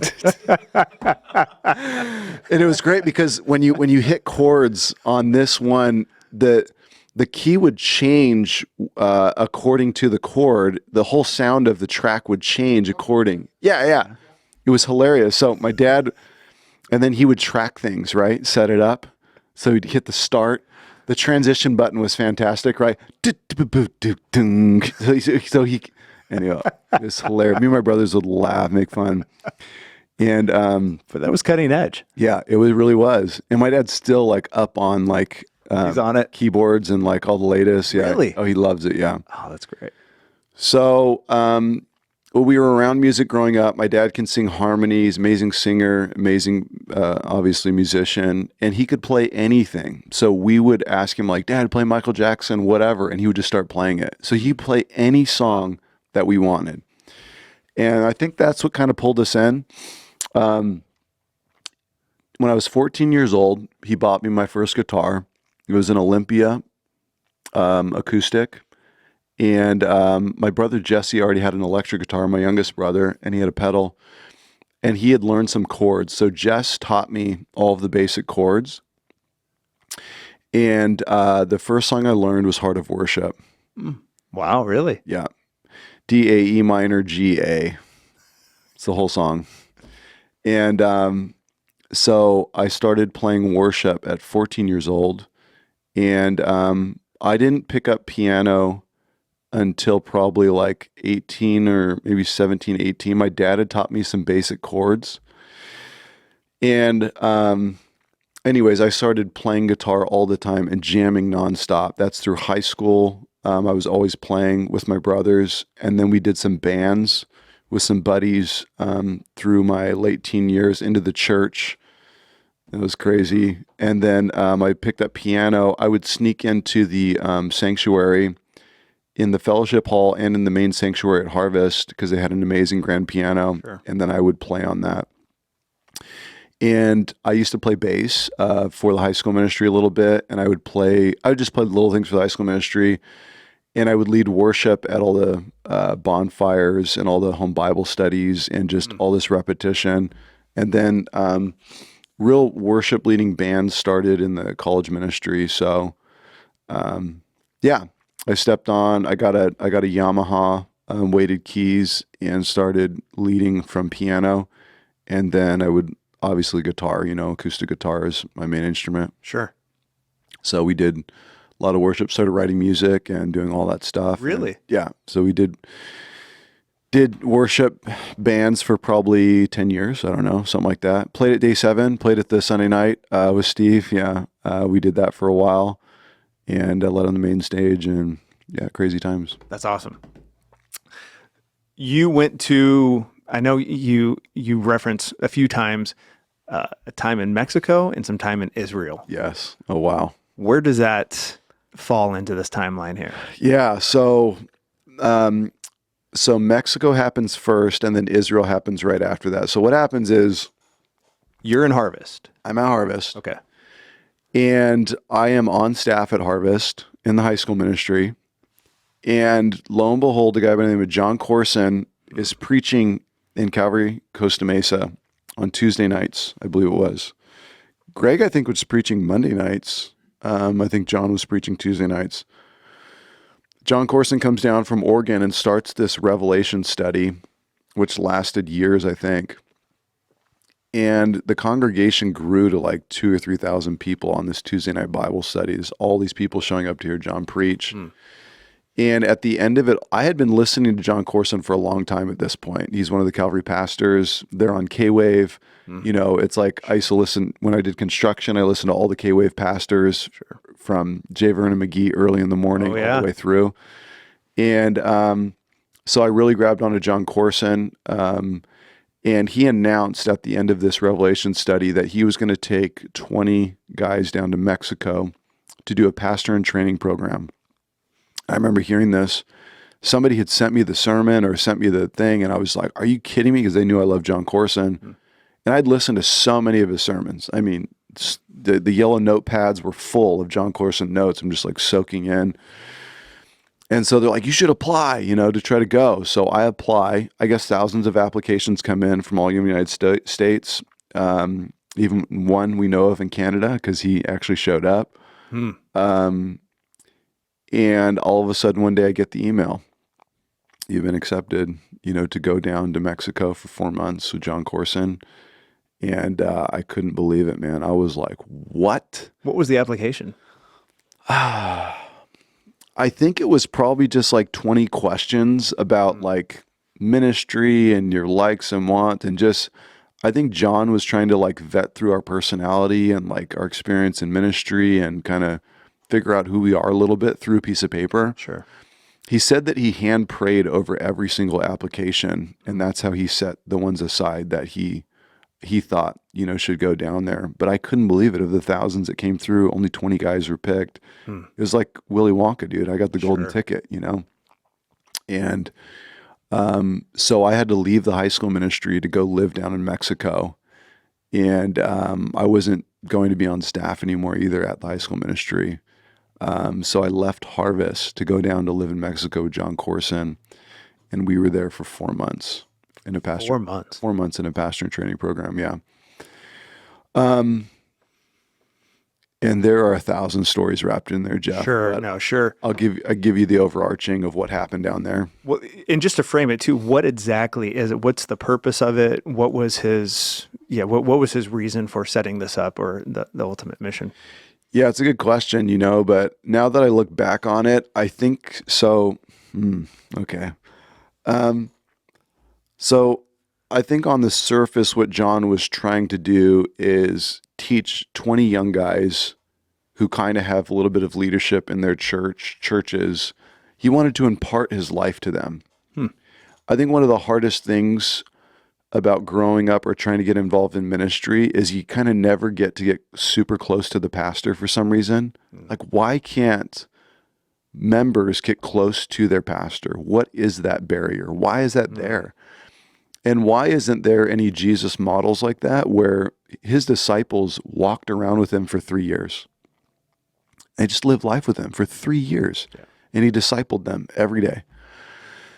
That kind of doesn't exist. You know, it's like we're going to have a class, you know, that you're going to show up to. We're going to read a book together and we'll do a session together. You know, there's all of these, but you're not going to be going to the gas station with your pastor probably, Right. You know, and you're going to get these simple interactions, and you may even get them every day because I got a lot of that.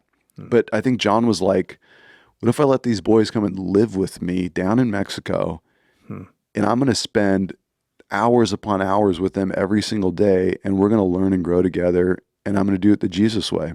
So that's what he's trying to do.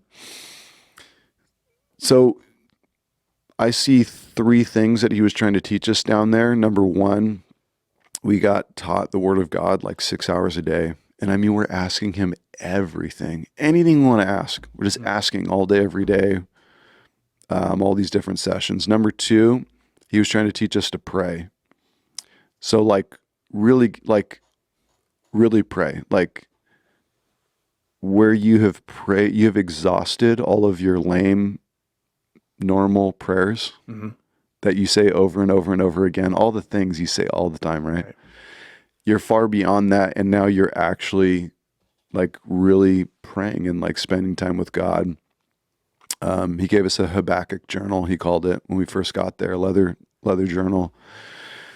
Habakkuk chapter 2, it says that Habakkuk was told to go up into the tower and to listen to God and to write down everything that he said and then tell the people. And so John would send us out into the deserts of Mexico to be alone with God all the time, every day. Okay, go spend an hour. Okay, go spend 3 hours. Okay, go.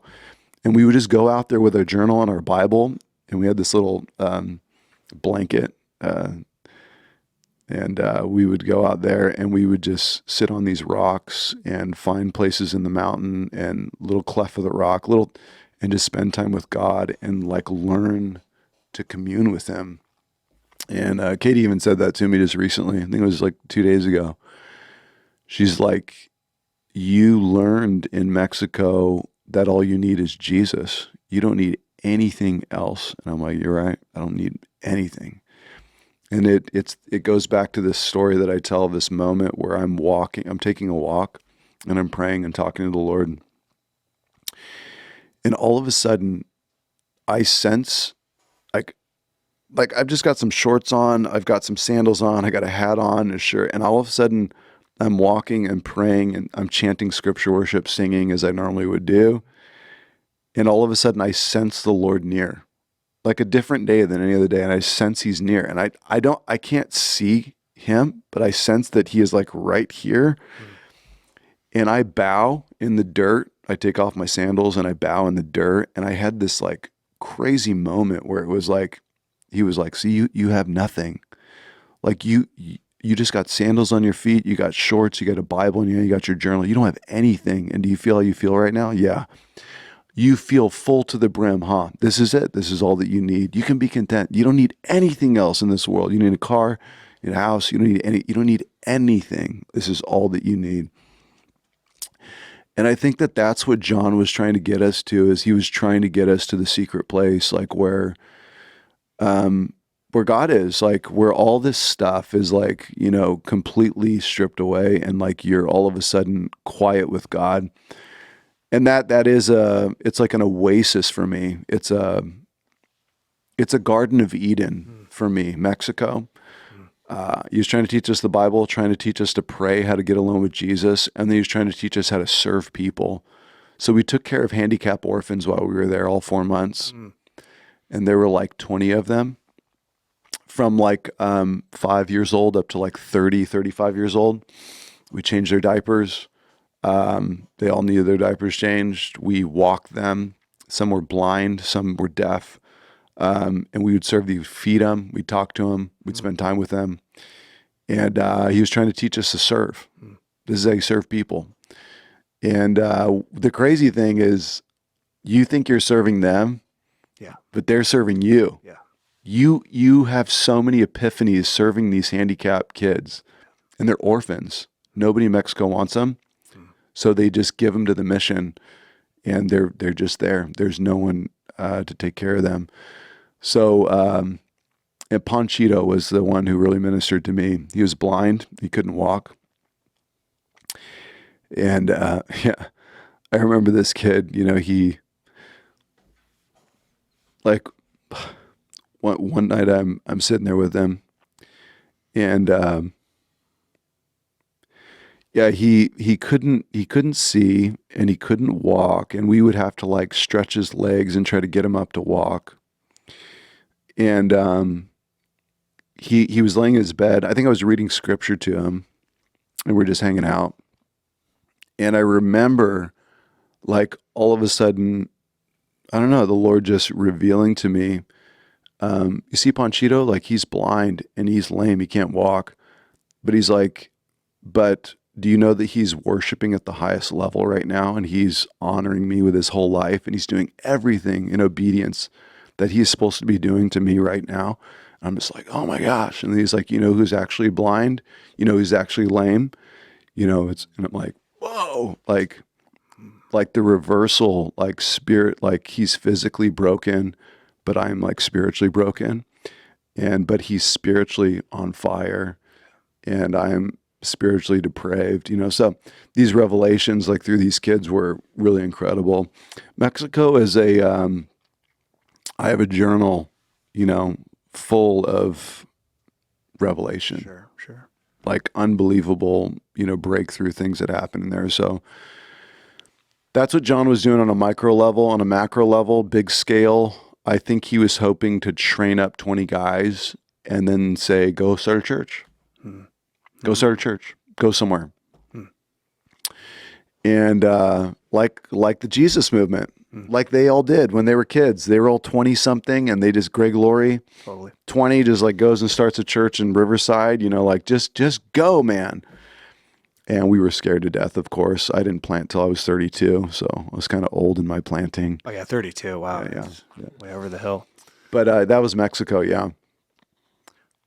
So at that point, could you say that was the first time in your life that you were considering, I need to start a church? Yes. I knew in Mexico. That was it. I wrote it down in my journal. Really? Yeah, I knew I needed to start a church. I knew I would lead a church. I just didn't know where. I felt God had clearly spoken that to me. I just didn't know where. And I kept praying and asking where, and I just didn't get anything. And so that was kind of the delay, like that's why I didn't do anything. That's why I didn't move. But that led into Israel. Okay. Yeah. Yeah. And how did that dovetail into that? So John, towards the end of the time in Mexico, said, like, man, if I was young again like you guys, I'd go live in Israel. Like, what else you got to do, Sure. Go live in Israel. And me and two other guys, Christian Laundry and Nolan Morgan, said, like, yeah, maybe we should do it. And so I went home. I was a crazy guy. I went home. How old are you at this time? What do you think? I'm 22, I think. Oh, wow. Really? Yeah, I think I'm 22, 23. Okay. Yeah. So I'd been in the high school ministry, I think. Yeah, so maybe I was 23. So I'd been in the high school ministry, I think, 3 years. Then I went to Mexico. And then I came home. Mind you, I had grown a beard for 4 months, and I had long hair. Use your imagination. I've seen this photo. Yeah. And then I continued to grow came home, and I was a crazy man, dude. Jeff, I'd been looking into the sky and watching bugs for hours. Like, you're castaway. I am castaway, dude. No, seriously. Like, this is no joke. I was seriously castaway. And all of you all of you who were there, exactly, like, they know, like, I was on another planet. Mm-hmm. I was not earthly. Like, I was talking to them, like, in spiritual, mystical ways, like, and people thought I was crazy. And, yeah, it was a whole transition moment that was very difficult for a lot of people because I'd been in this pure environment away from all the world, castaway type. Yeah. And I step back into it. I just see sin everywhere. I just see sin everywhere. It was because I was in such a pure environment. It's like you go on a mountaintop experience, even for like, a weekend, and you have a radical like camp experience, a retreat experience, and then you come back and like, anyways. Was it discouraging, or did it feel more like a mandate that you need to be here and you need to transform, you need to change, I felt like I needed to come back and I was gonna transform Harvest. I was gonna turn the ship, I was gonna tell them, and there's a bit of pride and arrogance, that comes along with that. And so I was doing radical things, like, and maybe offending a lot of people. And I remember one of the admin guys sitting down with me and just saying, hey, Josh, you have a lot of influence here, obviously. And, and I was like, this problem, this, all these things I see, along with our church. He's like, you can either be part of the problem or part of the solution. What do you want to do? Right. And I was like, that's good, So, I was there at Harvest for a time, kind of wandering for like 6 months and maybe 8 months. I don't know. At the time I kept growing the beard. So I grew it out for an entire year. It's crazy, man. And I shaved it all off at a camp in front of all the high school kids. Oh, they loved it, dude. They went wild. Was that the result of losing a particular game? Yeah. So it was amateur hour at camp and, amateur hour at camp, and it was guys versus girls every year. And we used to, again, fun, Jeff, like we take this thing to the moon, dude. Awesome. We do skits and dances and routines, and I mean all the things. I love it. So I just got back from Mexico. I'm going to camp. All the kids are fired up. I got this giant beard and this hair, this mane. And we do our dance routine. We do our skit, whatever. And then I say, if any girl will do what I'm about to do right now, we will give you the gold trophy. And so there's a barbershop like quartet like sitting up there and start snapping their finger.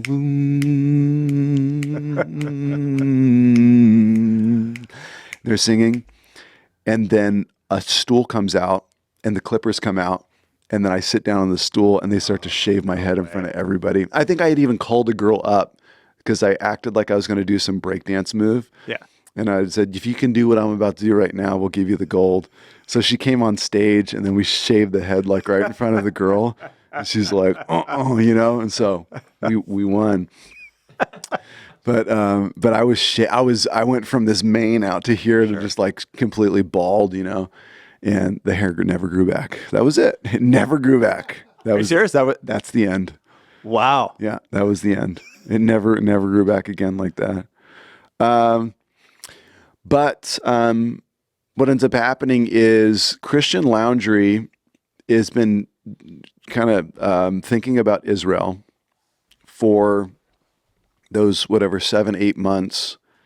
And we had been kind of talking about it, but I'm like a goof and like can't get the money together and not planning on going and trying to figure out what to do. I'm working for Robert Hill Insurance Marketing. I'm working insurance broker, trying to lock in health, stuff.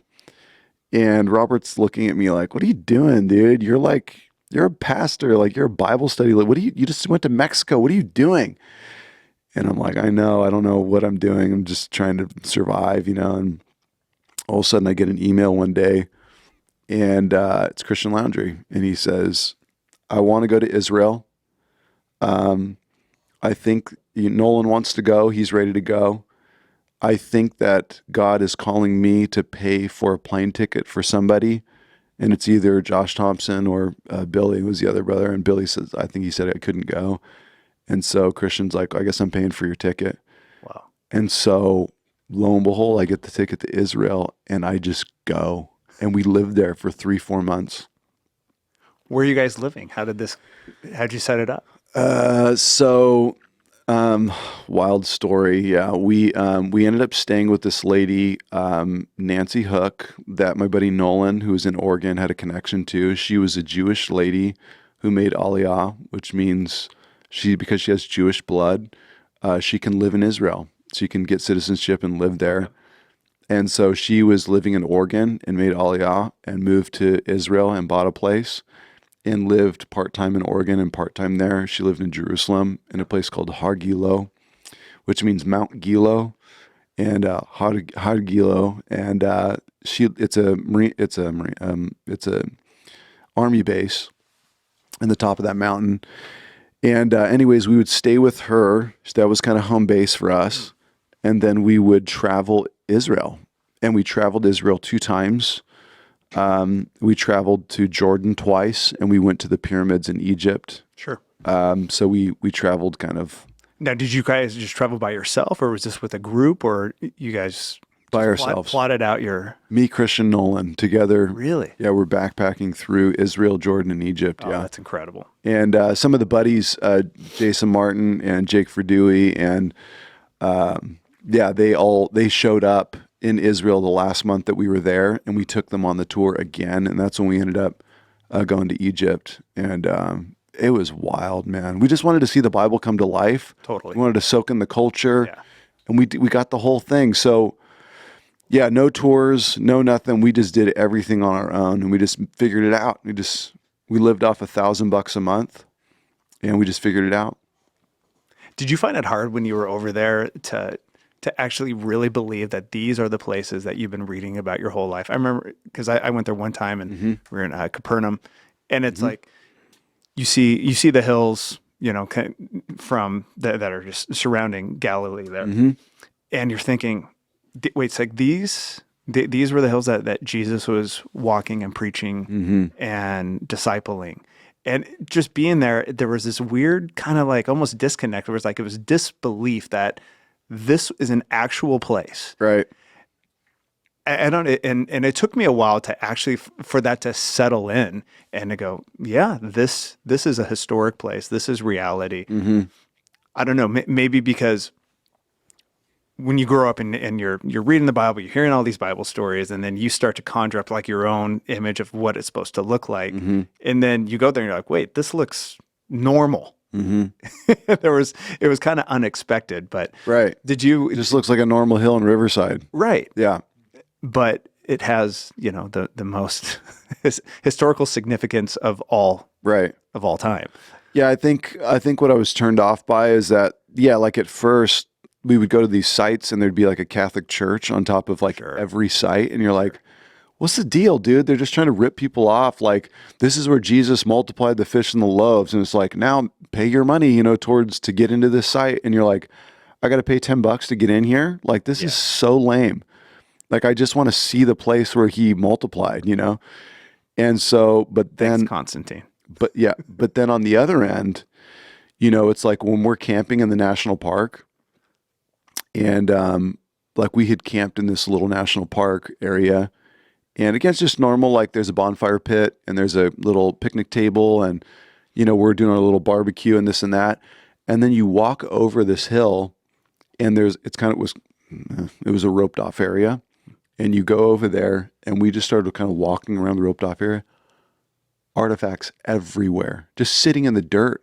Really? We're just like, yeah, like there's coins, there's pottery. Who knows what that is? That looks like a knife. Like, I remember finding a rock that had a sharp edge on it with a hole in it. Like, wow. And I stole it. Don't tell anybody. I took it, Chris. And I wrapped rope in it and put a stick on it because I was trying to rebuild like the tool. Yeah.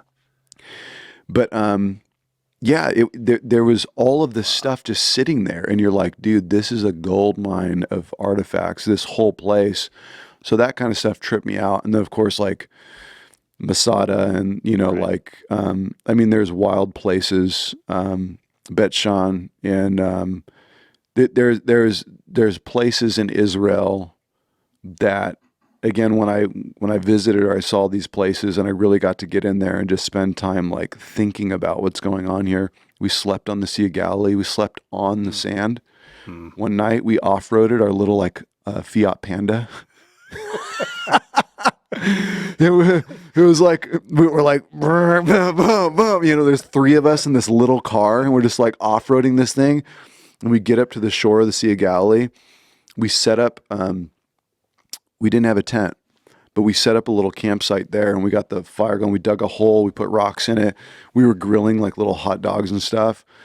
And again, this is where the Bible comes to life. We're like sitting there, and again, it's perfectly still, and everything's beautiful.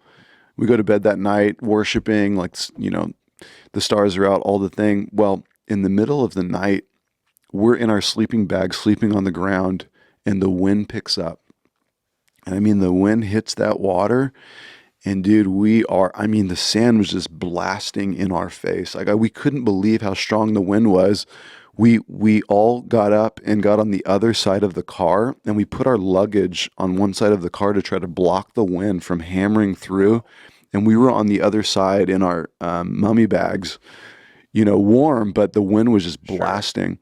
But again, it's like, the Bible comes to life. It's like this lake can turn into a raging storm. Totally. So that kind of stuff is, super fun. But yeah, there's a lot of gimmicks and things in Israel that Hezekiah's tunnel was another like mind blower, like walking down in the caves, seeing the cornerstones in the temple, going on the Temple Mount. There's a lot of amazing stuff. Yeah.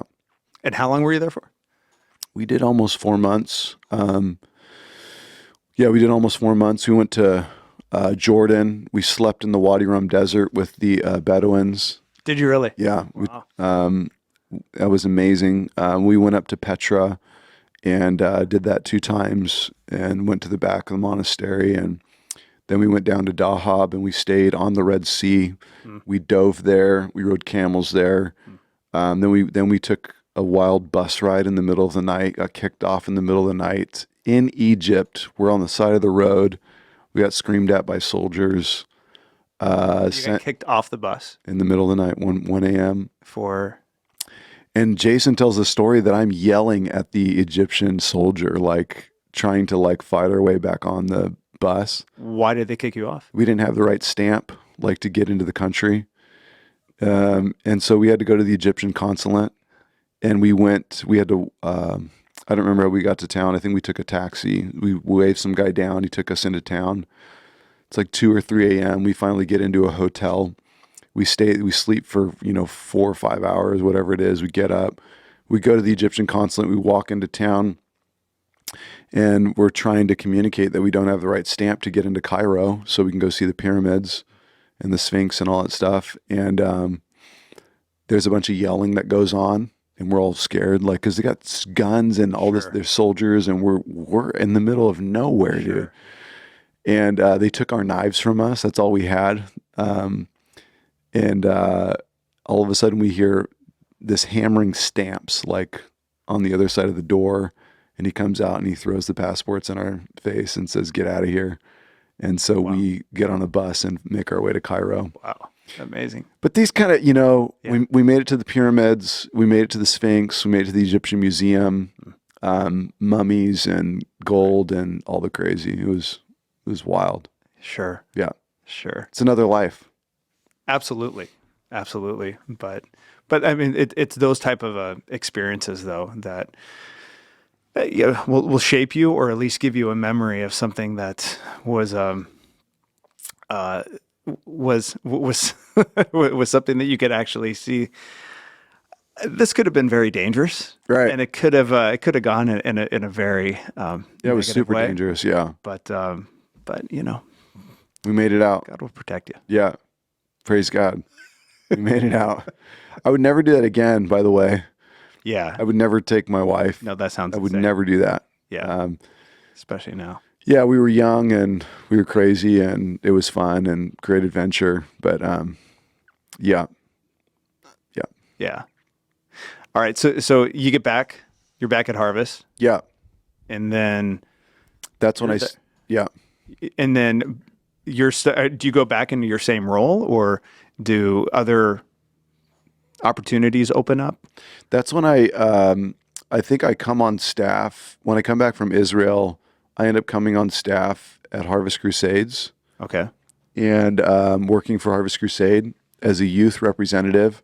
I would connect with all the youth pastors in Southern California. Cool.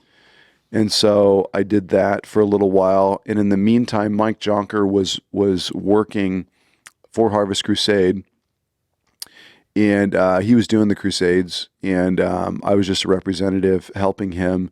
And he stepped into helping with the college ministry. And that's when all of that took off. So I was doing Harvest Crusades, and then we started the college ministry, and that is a journey of like 3-4 years or so that we did the well, and that again went from like 50 kids to like 500-600 young people, and it was just the best revival time ever. All that Mexico, all of that, Israel stuff, all that foundation, and then it was like I had an opportunity to pour, and minister. And Mike Jonker is he's amazing, man. He shout out to Mike. He just an amazing like father in the faith to me, and like he taught me to surf first. Okay, big deal. Sure. Let me ride all the surfboards. It took me down to San Clemente through my 20s, and we just surfed together and talked life and did all of that for me. And then he let me test wild things in the church. Like he gave me a platform to preach and to lead worship, and then to test like wild stuff. Give wild an ideas. Example. What's a wild idea? Well, like the forum, like let's get into the schools and do the Charlie Kirk thing. Can we do that? Sure. How about we get all the kids to pray all night? We called it War, Waging a Revolution. And we get all the kids to do that? Sure. Foot washing at camps and just kind of like different things that, and Mike was always game. Like he gave us the keys, not to the Ferrari, the Ferrari was like Greg giving us the main stage, but sure. He gave us the keys like to the Porsche, and let us like rip some donuts every once in a while and try some things.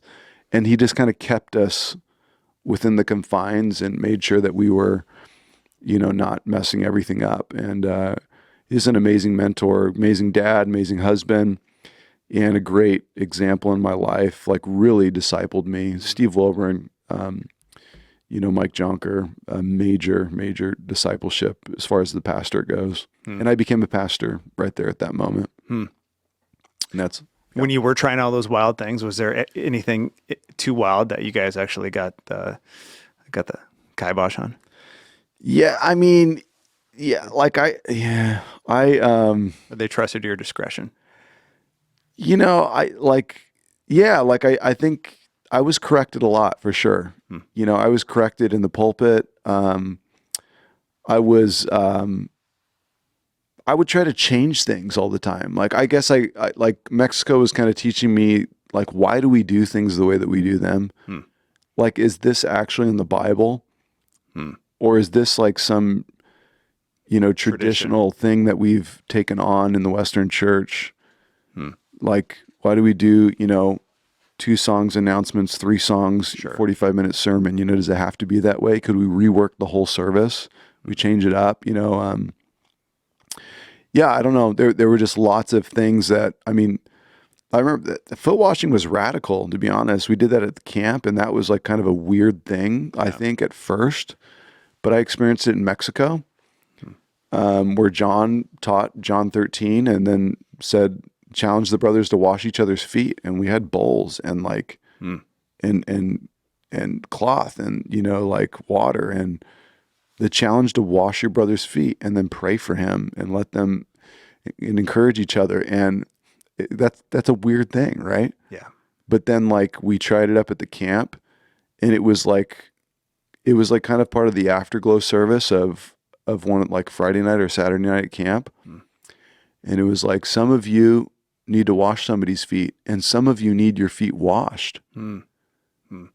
If you don't let me wash your feet, you'll have no part in the kingdom, Peter. Give me a bath, remember? Right. So it's like some people can't receive. They won't let people minister to them. They won't let people bless them. They have this shield up. And others just won't serve people. They won't go low enough. And so there's like this crazy exchange that takes place. The worship's going, the seats are set up, the bowls are there, the foot washing starts to happen. Dude, tears everywhere. Dude, people praying for each other, encouraging each other. Like this amazing stuff would go off. But again, like you're kind of like, Mike is like housing it like, okay, this kind of, how do we exactly do this? So it's not weird. How does this exactly work? And so again, we're mapping it out, and, it ends up being awesome, but yeah. Wow. Kind of stuff. And did that started to take place on more of a regular basis?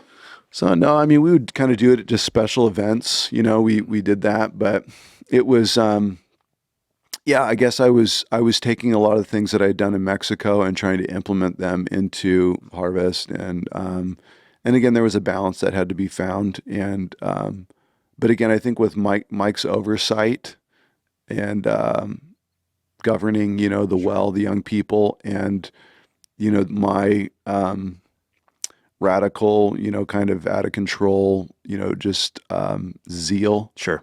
That kind of caused this explosion, where all these kids, and there's so many of them, hundreds of them, still talk about it to this day. They come up all the time and just like, remember that time?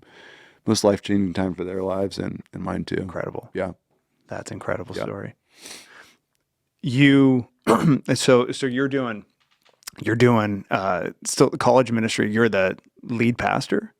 Yeah. So what happened was, I am doing the college ministry with Mike. I become a pastor, and again, Mike was preaching. Every other week we'd preach. I'd preach, then Mike would preach, then I would preach, then Mike would preach. When Mike would preach, I'd lead worship, and so I was rotating worship, leading worship, and preaching. What happened somewhere in there is they asked me, I think Mike handed the well off to me for a short period of time. I can't remember, or if we did it all the way together till the end. But they asked me to lead the Sunday night service, day 7. And Steve Olburn was stepping out to plant a church. Lead Sunday night service for main service. Yeah. Oh, wow. So, so Greg Laurie started it. Then Steve Olburn took it over. then Steve left to plant a church in LA. And then Greg took it over for a bit, I think. There's like this transition moment. And then they came and said, Josh, why don't you do Sunday night? But I think the requirement is that I would have to let go of the well. I would have to let go of the college ministry in order to do it. And of course, it was a huge opportunity. It was the evangelism arm of the church, all the bands coming through, all the stuff. And yeah. With 25 pastors being at that church, was there any sort of like political navigation that has to take place within that? Yeah, of Sure, course. there's some vying Oh yeah. So opportunity. and I mean, these guys would even say it now, but yeah, of course, it was like I'll paint it in the best light that I can. Sure, and you being the youngin too, I just wonder how you would have to navigate that, because I'm sure it'd probably be pretty sensitive with people that have been there for way longer than you. I'm totally expecting. Yeah, totally. There's people who's there longer than me. There's a lot of other young guys on staff, and it's like, why does Josh get picked to do Sunday nights? And so all of that, of course, happens. Yeah, and on top of that, all of you young guys are going to help Josh run Sunday nights, right? But you're going to let him lead it, right? And so, yeah, I mean, there's a lot of crazy dynamics that I had to work through and navigate through, which was not easy. And I did that for 3 years. We grew it from like 500 to about 1,500, 2,000 people on Sunday night. Chris was there. Crazy. Him and Chelsea. Come on. And in the meantime, they had asked me to lead a satellite campus in Woodcrest, which was about 400 or 500 people. It was a satellite feed of Greg's Sunday morning up there. But nevertheless, it was 2 services on Sunday morning, congregation, which had a lot of its own Bible studies and things wrapped around it. So I was doing the Woodcrest satellite, and I was doing Sunday nights during that season. You getting into that position, if you were to do it again, what would you do differently? Like, what did you learn from that, being able to navigate those dynamics?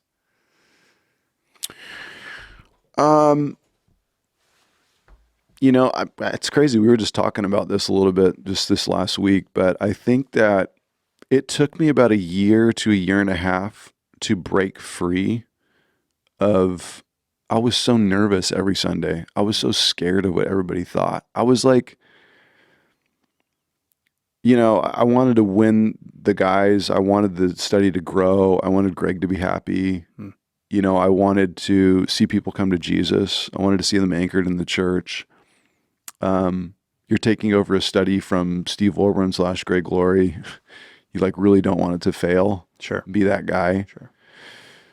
And you want the guys to be on that team. And it took me a year and a half. And it wasn't until one of the admin pastors had showed up on one of the nights, and he prayed a prayer over me right before I went out to speak. And he prayed something like, Lord, I pray that Josh would just feel free and just be free to preach whatever that you've put on his heart, and be able to just navigate as you've called him to, just like this freeing prayer. And I remember this burden just being lifted, like, wait a minute, like he's not like, there's no expectation. Like, I can just send this thing.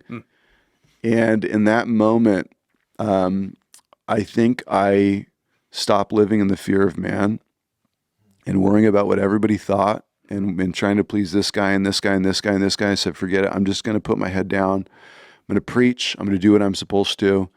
And as soon as that happened, everything started to grow. Everything started to work. Everything started to happen.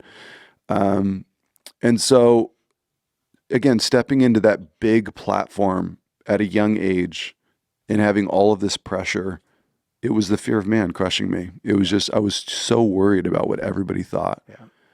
And again, once I was able to be freed of that, that's when I felt the preaching lifted, and sure, everything started to work. And I would imagine too, your relationship with the younger pastors that had to assist you, and even your relationship with the other pastors that were essentially maybe above you in terms of seniority. It got better towards the end. I think when the fruit showed up, Sure. when all of a sudden the study starts growing and the people are, the attendance is high and like everything's working and happening because it's a proving ground, right? It's like they put this guy in here. We don't think he's the right fit. And that kind of is the proving ground. If you get given, 500 people and you shrink that thing down to 200, you're probably not the guy. But if again, in Calvary Chapel and Harvest Standards, the way things work is, if you're in a mega church, and it's a Sunday night study, the goal is to see people come to Jesus, grow community, grow attendance. Let's just see this thing work. Like, here's your chance. You always said you want to run a church, here's your chance. So let's see if you can actually do it. And so it took about 2 years, but once I got into that third year or third year, it just started to lift. And it was explosive. I left on the heels at the height of the whole thing. It was crazy. Really? Crazy. Yeah. Through this time, were you single? I was single. Yeah, I was single most of that time. And then somewhere in there, like right towards the beginning of Sunday nights, I found Katie. And best thing that ever happened to me, no doubt. Yeah. And she was, I was 27 when I met her, I think, 27, 28, right in there. Okay. And we got married, I think, 29, I think. Okay. Yeah, I think. And I'd been in a long relationship and I got out of it and I was single for probably a year and a half, maybe 2 years. And I'd said, like, I'm not the next person I date, I'm going to marry. I think I was saying it on the pulpit even. Just to let everybody know, like, no more. Laying down the law. Because little tip for some of you guys, a little tip. What I didn't realize is that, like, I was trying to make friends. I was being friendly with all of these women. Big mistake. Not good. Idiot. Not good. You can't be friends with all these girls. That's not the way it works, because they're thinking like, oh, Josh is going to ask me out or something's going to happen. That's terrible. Big mistake. I didn't know. Yeah. I was a doofus. I still am. But so I had to just cut everything off and just go clean. And then what happened, again, I was I was helping with the college ministry and overseeing that. A lot of young women, hundreds of young college women. And so basically I just broke free of the relationship, and I'm single for probably a year and a half, 2 years. And it's Wednesday night Bible study, and I think it was Sunday morning. And I think the second service, third service, I'm forgetting now. But anyways, Katie could tell you. I think it was Wednesday. He remembers Katie. It's early. I think it was Wednesday night, because she was coming to Wednesday night Bible study and sitting up in the balcony by herself. And I would do the same thing. I would go up there and sit there. Well, I see this girl. I'm like, who is this girl sitting up here in the balcony? And I had somehow remembered who the connection. And I Facebook messaged her. Of course you did. Yeah. To come sit with me and my friends on Sunday morning in the balcony. And I think Katie says she said no. Yeah. And, but then eventually came and sat with me. And, the rest is history. We dated a year, we got engaged, and we were engaged for 6 months, and we got married. And she had no qualms with getting into a relationship with the pastor. Yeah, no, her mom even said it to her, like, you're marrying a pastor. And then Kristen told Katie, that Josh said the next girl he dates, like, he's going to marry. Oh, wow. So, yeah. So, because Kristen was coming I used to teach a Bible study in a coffee shop in town. Okay. It was a Tuesday night study. And Kristen. You're a preaching machine, yeah, brother. Preached a lot. And Kristen used to come to that, and she would hear all my, like, off the cuff things. And so she would tell Katie. And Katie actually, quick cool note, is that Katie actually was, when we used to lead street witnessing. So when I was going to the high schools, right, as an intern, on Monday nights, Friday nights, and Saturday nights, we used to take the high school kids out on the streets to street witness. and I had acquired a 1978 Lincoln Continental. Oh yeah, you did. The biggest car ever made. The yacht. And Katie tells the story that she used to come street witnessing. I'm probably, again, like 20 years old. Or maybe I'm 21 years old, something like that. I don't know. But she's part of the high school ministry. And she came out street witnessing with us. And she rode in my 78 Lincoln Continental in the back seat. And I took her street witnessing. Amazing. So she says she had a crush on the old, high school counselor. It was the car. Yeah, it was the car. Yeah, the thing was sweet, man. Yeah. Oh, it's hilarious. But it got like 8 miles to the gallon. Total. Yeah. Somebody gave it to me for free because it was sitting in the dirt for 8 years in their lot. And Glenn, who's 90 years old, he says, if you can get it to run, you can have it. I'm like, all right. So I get under the hood and I did take off the gas, the fuel tank. Yeah. And I fill it with water and I beat it with a rubber mallet to clean it all out. I redo all the fuel injection lines. I put spark plugs and I put new distributor on there and it turned over. I put a battery in it, turned over. And then the Glenn's son-in-law was so impressed that we got it going. He bought me new tires for it. Wow. And so I remember the suspension was terrible, Jeff. I remember bouncing all over. Yeah. I remember like we took it down the highway, like, we're just like bouncing down like these are hydraulics. No. It was an amazing ride. I drove that thing for like a year until it blew up. And, but anyways, Katie rode in that. And long story short, yeah, she ended up marrying a pastor and her mom warned her about it. Like, are you ready to step into ministry for her whole life? And she's like, I think so. I mean, Katie never grew up dreaming of marrying a pastor. Never. Last girl to marry a pastor. So, but I wasn't going to let her get away. So, yeah, pastor and non-pastor. And, yeah, here we are. We've been married 13 years now. 13 years. Yeah. That's awesome. I love that. Mm-hmm. So then how deep into the marriage did you say, hey, let's take a chance. Yeah. Yeah. Let's leave all this comfort. Yeah. Let's leave this home that we just bought. That's right. We bought a house the day we were married. I bought it 2 weeks before we were married. See? Mm-hmm. So how soon into the marriage were you like, we're going to bail on this? Yeah. So I think we're 2 years married. I think around 2 years married, 3 years married, I guess, because we just celebrated 10 years at Legacy and we've been married 13 years. So it must have been, so around 2 years. Well, yeah, Katie had told me, I mean, we'd had lots of conversations about it, but I told her, I think I'm called to lead a church. I think I'm called to plant a church. And, yeah, I think we started having conversations with our community group. I'd been leading Sunday nights for like whatever it was, 3 years. I've been doing the Woodcrest campus and, yeah, man. I mean, yeah, I'm remembering a lot now. So what happened was it was the fall or winter of when Pastor Chuck Smith passed. And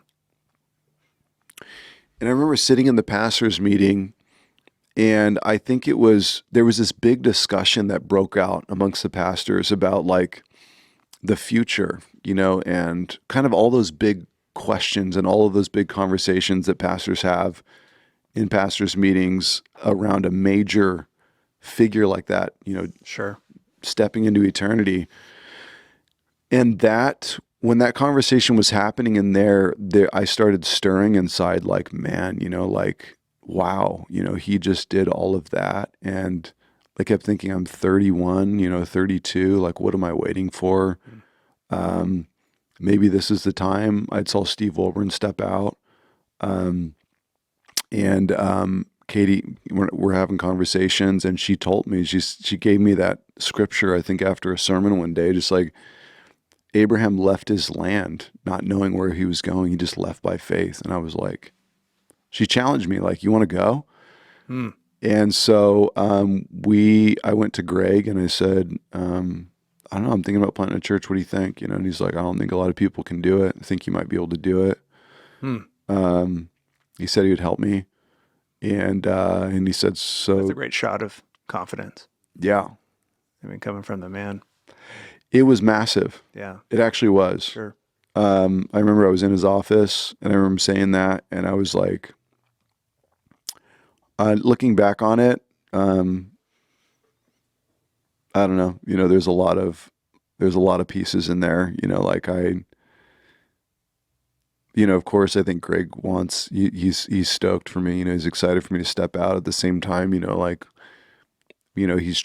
he's poured so much into me and given me so much opportunity on the inside. And why am I not sticking around for the next 10, 20 years, and continuing to minister? And there's a lot of question marks around all of that. Nevertheless, he said, well, if you really want to do it and you go start looking for a building. I told him LA, and he said, go start looking for a building. And I started putting together a team of people. We started praying. And it was our community group. And we took 8 months, Katie and I driving down here on Mondays, trying to find a building. And we finally found one. We went everywhere, Jeff. I mean, we were from Santa Monica and Venice, down to downtown LA in the Arts District, Silver Lake, all over the place. And Tim Chaddock was the guy that I ended up eyeballing in Silver Lake. He was at Intelligentsia at the coffee shop, and I ran up to him and he's like, yeah, let's meet for coffee. So we met up, and he's like, have you ever considered Sherman Oaks, Studio City? I'm like, no, I don't even know where it's at. Oh, really? Don't know where that's at. And he's like, well, it's right through the canyon. And he's Reality LA. Right, in Hollywood. Yeah. And so we drove up to Studio City the next few weeks. And I also emailed Ricky and Rand Jackson, the twin brothers. Sure. And who are musicians in LA. Where would you plant a church? They said, I don't know, maybe Studio City, Sherman Oaks. I'm like, what? So they both had said that. That's what led us up to the valley. And we found the building. I brought it to Greg. I said, I found a school that'll let us meet. And Lorenzo was there. Wow, was he really? Yeah, Lorenzo let us in. He's an angel. Awesome. Yeah, waiting there for us. He's a Christian. Yeah. Every single building had said no to us. Every single one just said, no, you can't do a church here for like 8 months. And this is the only place that said yes. And I was like, what? Like my ears were bleeding, like I couldn't believe it. And I brought it to Greg and John Collins, and they said, let's launch in 2 months. I'm like, what? And they're like, okay. And so we started rallying everything. I put my house up for sale. I just fixed it up. Incredible. We had remodeled the whole thing. It sold in 8 days. Wow. We made $125K on the sale, and I bought it for $140,000, and I sold it for like almost $300, and now it's worth like $600 at least. But I figured I could take that money and we could live off it here in LA. We could pay the rent for the church. We can do all the things we need to build out the church. Yeah. And so we took the cash and we ran to LA. We moved into a 2-bedroom, 1-bath in Encino, 800 square feet. Yeah. We didn't know what we're doing. Yeah. No clue. And but the first Sunday was wild. I mean, you've seen the videos, and Greg showed up, and yeah. So what is... I know there's so many moving parts to, it's just not as go find a building and then start a church. Yeah. I mean, you gotta, there's a lot of behind the scenes work that obviously has to happen there. What are the essential things that you actually have to do to have a church on a Sunday morning, or to open a church on a Sunday morning and say, okay, this is now church? Yeah. What are all those pieces that are like essential? I think you need some team to show up. That's step one. You have to have a team because there are so many unknowns that you just have no clue of when you step into a space, you don't know what you need to do. Mm-hmm. You don't know what needs to be set up. You don't need who's going to hand out this, who's going to take care of that. You just can't do it all by yourself. So you probably need a team of like 10 to 20 people in order to make that work. Now, If you just wanted to step into a city and start a home Bible study in your house, you could do that as well. And you could go door knocking and just start inviting people to a Bible study in the neighborhood. And that could grow into your 20 people or 30 people. And then if they all start giving, you could find yourself, renting a little place or something. But the win for me was Greg said that,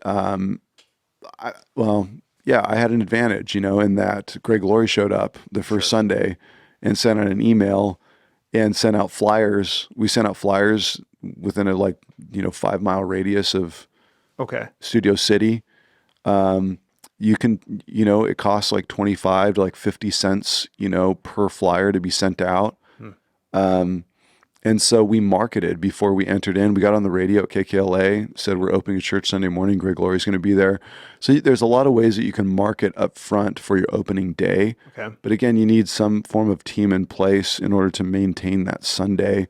And then, one huge thing that I had is Greg said he would pay my salary for 5 months. So he kept paying my salary for 5 months. But it gives you a motivating deadline too. Yes, that was exactly what he said. Yeah. It was like, we're not going to pay you for 2 years. You got to figure this out in 6 months or 5 months. It was 5. Yeah. And so that's exactly what happened when I got there. It was like the big Sunday was great because everybody showed up. But then the next week I was like, oh man, we got to start working now. What do you do during the week? I got nothing to do. What am I going to do? So we started door knocking. Okay. We door knocked the neighborhoods. We handed out flyers. We started meeting people. We started Bible studies immediately in my house. I opened my house. Yeah. We started the Bible study. Everybody started showing up. I think an essential, which I wish more pastors did, is make yourself available to have coffee with people. Right. I didn't have an office. I didn't have a building. And so I had to figure out a way to meet with people. And I just said, let's meet for coffee. And so I just started saying that every Sunday. And before you know it, you're counseling all your people, you're shepherding your people, you're spending time, you're getting to know your people, and they feel like they know their pastor. And one meeting with them over coffee anchors them in. They're like, this is my church. But most pastors just, I don't know, they won't do it. So that's a huge win, a great fast way to get to know everybody in your neighborhood or anybody who's going to the church. I think that is really the thing that grew the church very quickly. Yeah.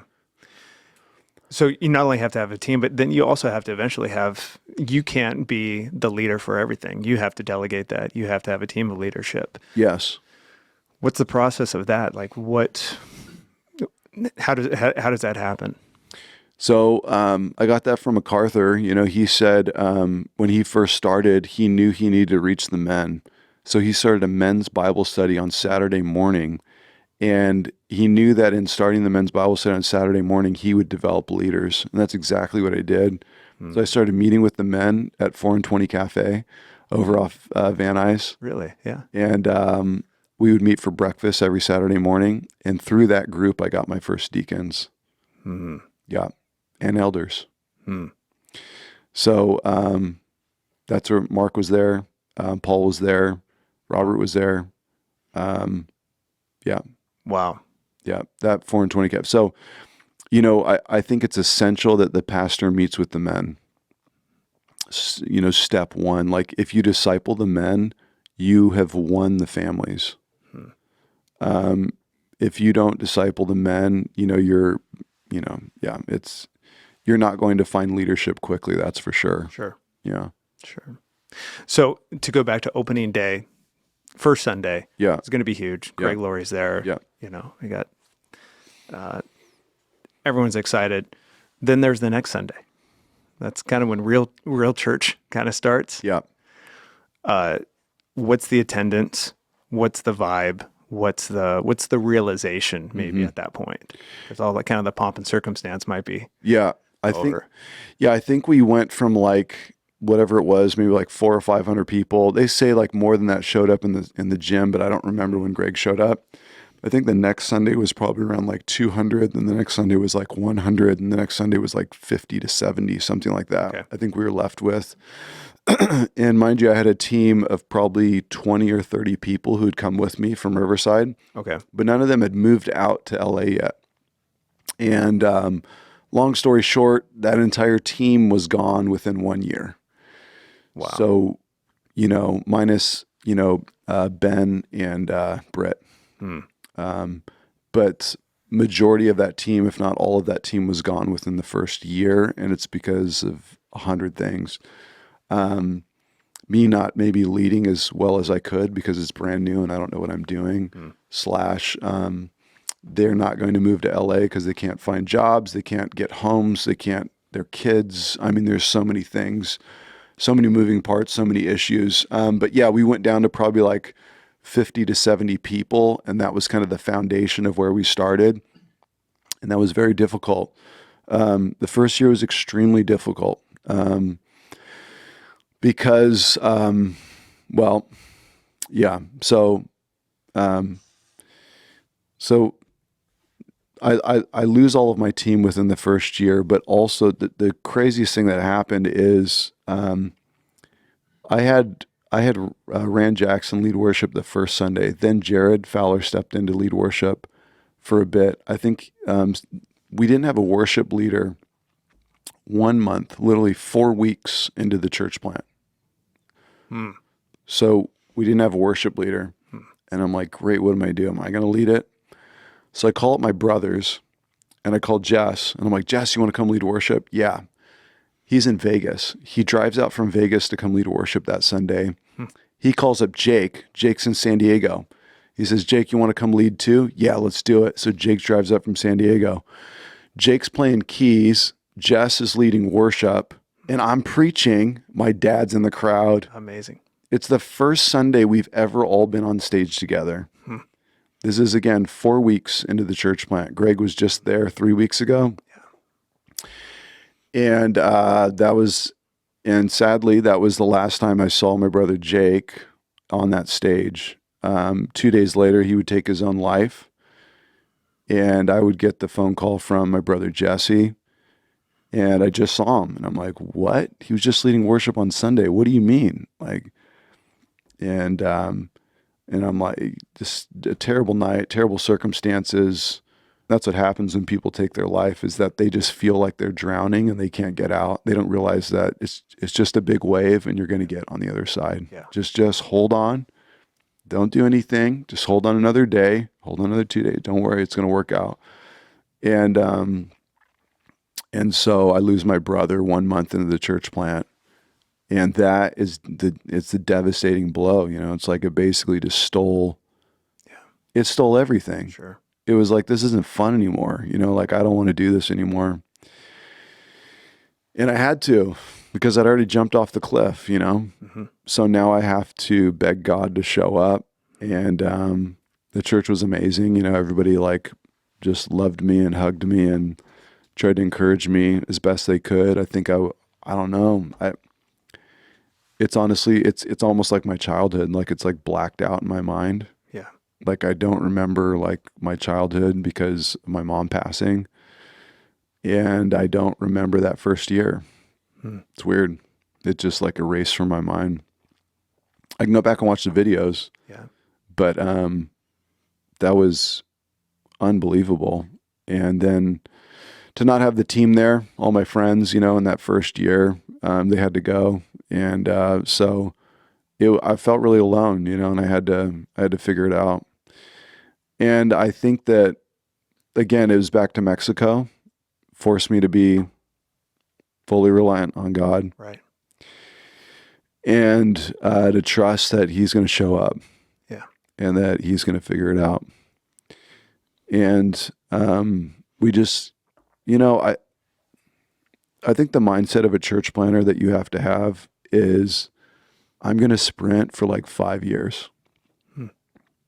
And I mean, no offense, but I'll bring this into context. There was another church planter in town with me that planted the same time that I did in Studio City.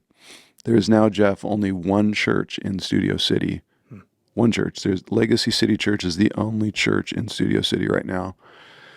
There was another church that was planted, and he planted with the SBC, I think, or I can't, but he had got funding from them and some support, and he was working. And I remember meeting with him, and I'd be like, dude, what are you doing? And he's like, oh, I'm doing this and doing that, and just kind of like relaxed about it. And I was like, dude, you got to get door knocking, man. Like you got to get in these people's faces, like you need to get people to the church, like, and the church just would not grow. It just stayed at like 20, 30 people for like 2 years, 3 years. It just never, but I can see Greg in my mind's eye. I can see Steve in my mind's eye. And it's like, I just have to keep sprinting. I just have to run as hard as I can. And when the church showed up 6 months, my salary got cut off. And I went to the board and said, are we good? Like, am I going to be okay? Do I have to get a job? They're like, no, you're good. Like you're going to be taken care of. It's going to work out. That was a relief. But then I put my nose down, and it was two things: preach the word, love the people, preach the word, love the people, preach the word, love the people. That's it. And that's essentially, and have coffee with people. And that's essentially what I did, for 5 years. And the church just exploded. Yeah. We grew to where we're at right now. Yeah. Yeah. Where the church is at right now. That's where we were at year 5. Yeah. And then the pandemic happened. Right. Yeah. Right. Right. So, church planting is probably the hardest thing I've ever done. I could build a house any day. That's easy. Sure. Church planting is in LA, I would never recommend it. Never. If you want to die, if you want, if you just want to go through hell and back, like do that. Like, I don't know. It's just spiritually, the attacks, the discouragement, people leaving, coming and going so fast, the fights you're going to have in your marriage, the leadership issues that you're going to have, the building issues you're going to have, the money issues you're going to have, it's just, LA doesn't it doesn't give you a kudos for anything. It's you gotta fight for everything. Yeah. You want parking? Sorry. You want cheap rent? Not going to happen. You want to buy a building? Never. You want people who are going to be faithful for 20 years? Never. You just are not going to find what I grew up in. Right. I know people who've been at Harvest for 20, 30, 40, 50 years, and it's legacy. Again, by the grace of God, I have you guys, but it's like, it's that's not common. Yeah. People come and go so quickly, Right. Especially in this town. Yeah. It's very transactional sometimes. Yeah. So, so if you had to do it all again, if you had to start, I would never do it. If you had to start again, but you had no choice. I seriously, I'm being honest, actually, I would never do it again. I would not do it again. It's too hard. I wouldn't do it again. I don't know. I think you would. It the same way, and hold your question, please don't forget it. Yeah.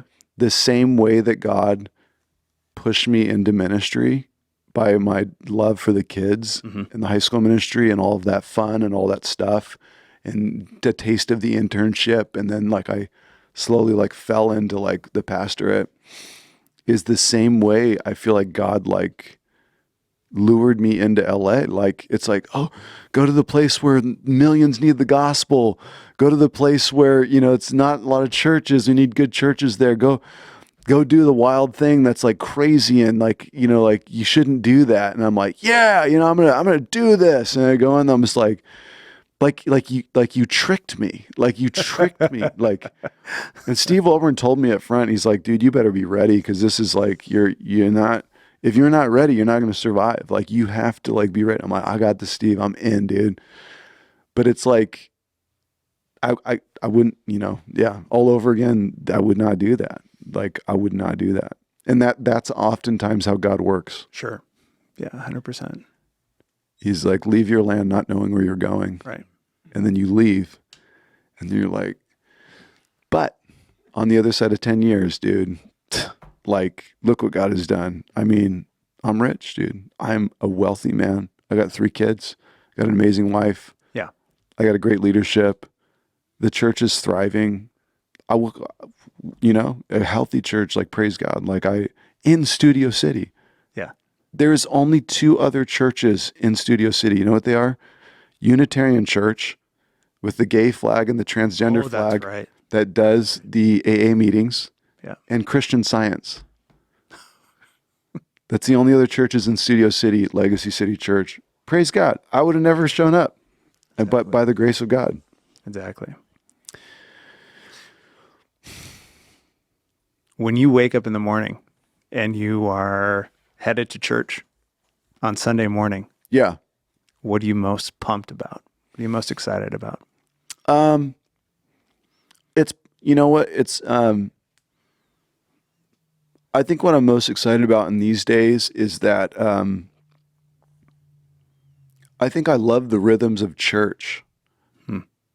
Like what I talked about with the mundane, like, and sometimes you get mundane. I think I've learned to celebrate the mundane. Like, I'm just excited about church rhythm and showing up on Sunday morning, and the church is getting another rep in worshiping together, communion together. That's awesome. Studying the word together.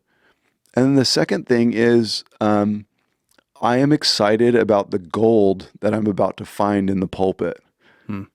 So I've prepared a sermon, but there is gold and diamonds sitting in that presentation that I don't even know exists yet. And this has been happening like over the last year or two, where like I have a sermon and I don't know what's going to manifest in the pulpit, and like 1 or 2 things like kind of take shape, like as I'm preaching, like it kind of builds out a bit more than I expected. And I like see things and I sense things and I preach things that I didn't know I was going to preach. And dude, it like ministers to me deeply. Like it wrecks me inside. So I'm being ministered to. I'm finding gold in the process of preaching. Wow. Amazing. Wow. I don't know. Maybe it's like when you're doing the concert, and like you're playing in front of and it's like, it's the fill that you didn't know existed, but it's like you practice it 100 times. It's like all of a sudden something else happens and you're like, where did that come from? It just sends and you're like, oh, that was so good. Yeah. That's what I always want to ask you. What is like your sermon prep like? Do you have a system for that, or is it? Yeah. Okay. Can you kind of break that down a little bit? Yeah.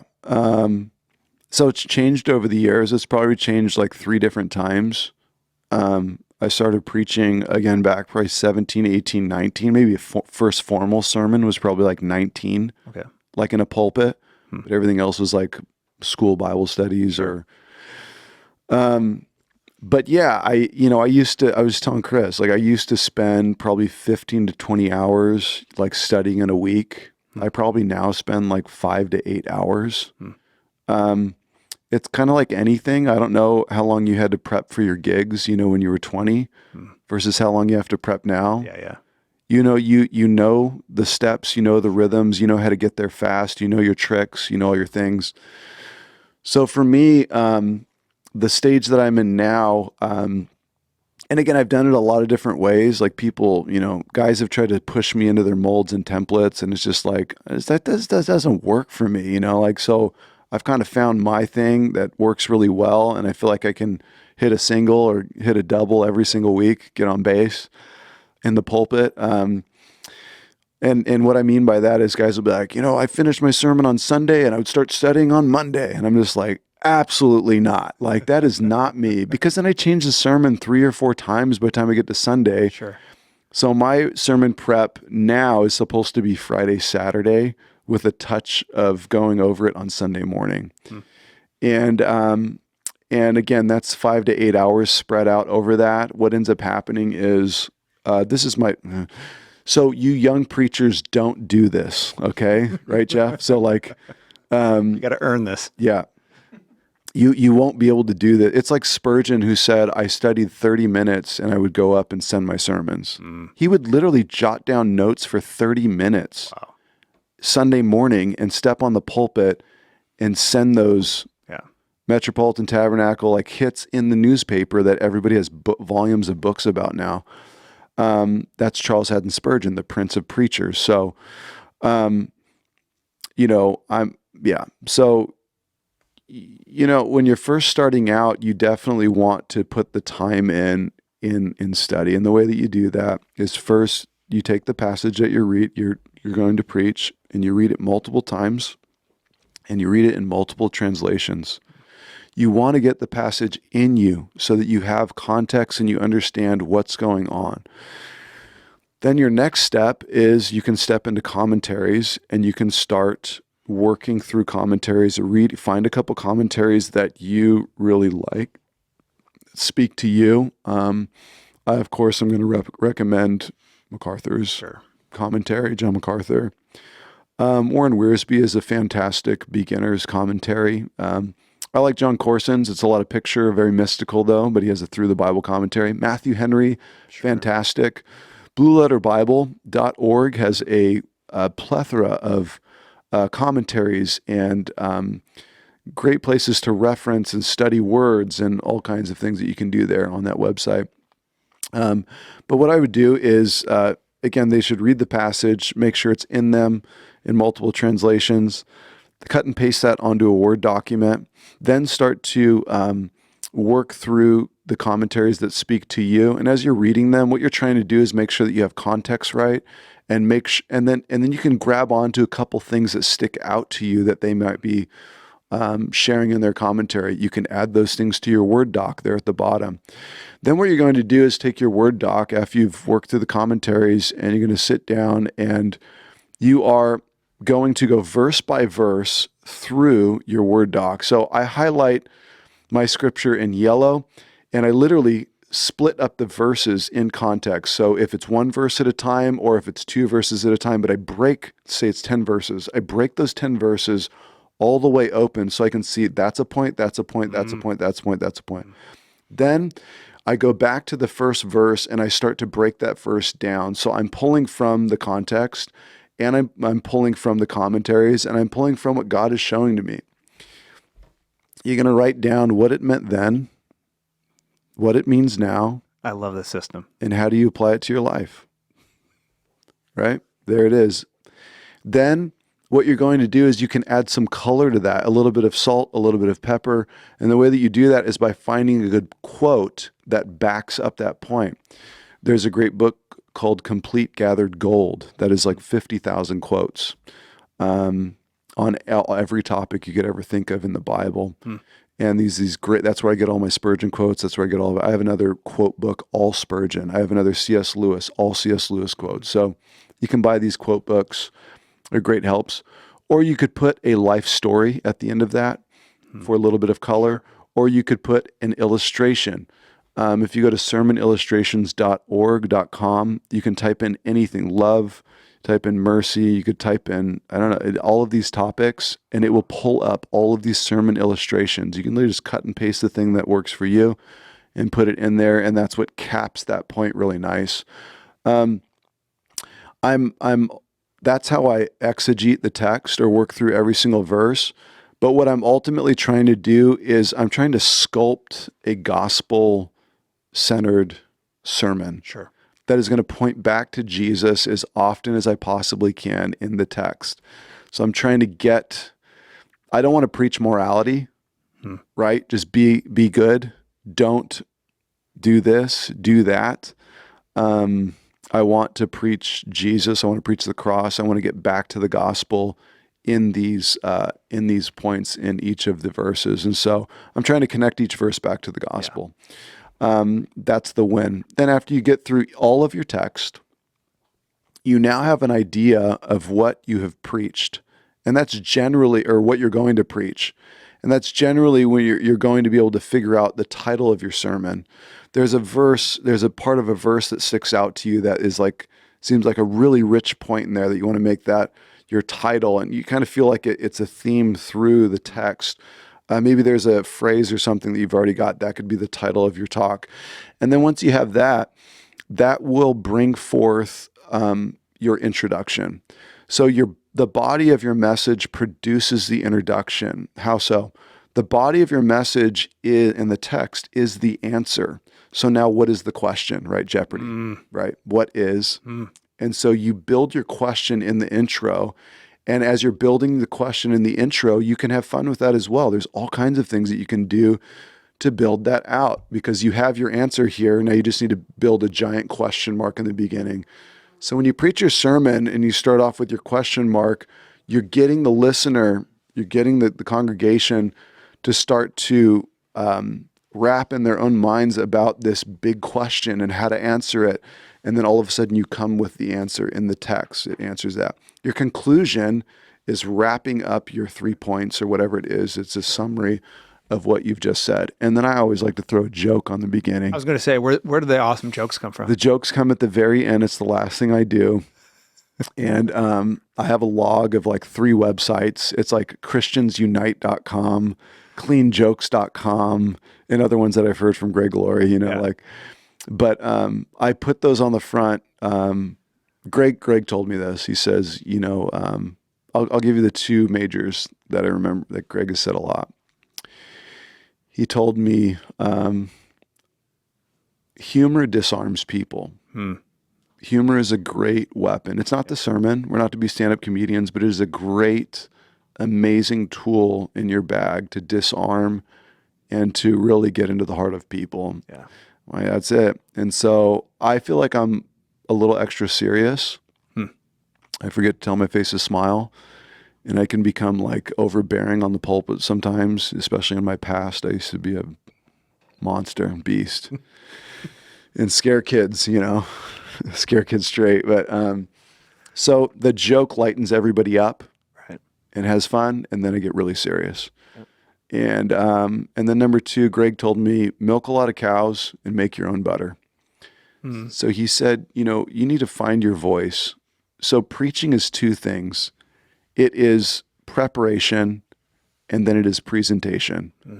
So preparation's only 50%, because you could prepare a great sermon, but once you get on the pulpit, the presentation, your homiletic, like it needs to be polished. It needs to be good. And you need to work on it. How do you do that?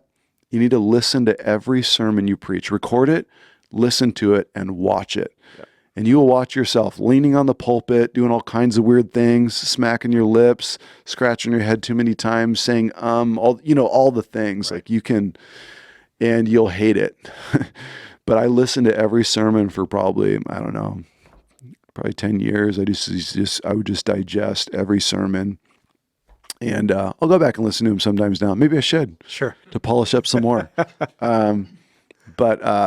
Yeah, I look like I'm just winging it up there and just going for it. But there is, 10,000 hours, Well, I think that's a very attractive element, because if going up there and just being very formal and very structured and just kind of reading down a list of bullets, it's difficult to connect with that, I think, on a human level. Yeah. And, especially we being in Studio City, there's a lot of people that are coming into church that have never gone in there before, because as we know, Studio City is kind of that landing pad for a lot of people that come from all over the country and they want to pursue something in entertainment. Yeah. And that's just a big demographic in there. And a lot of those people, may have not gone to church, or maybe the church that they're used to was a little bit more, I guess traditional or something, where it would be more formal. But your delivery of, it's kind of casual, but it's solid. Yeah, and it's that's calculated. What I always appreciate. Yeah, and so.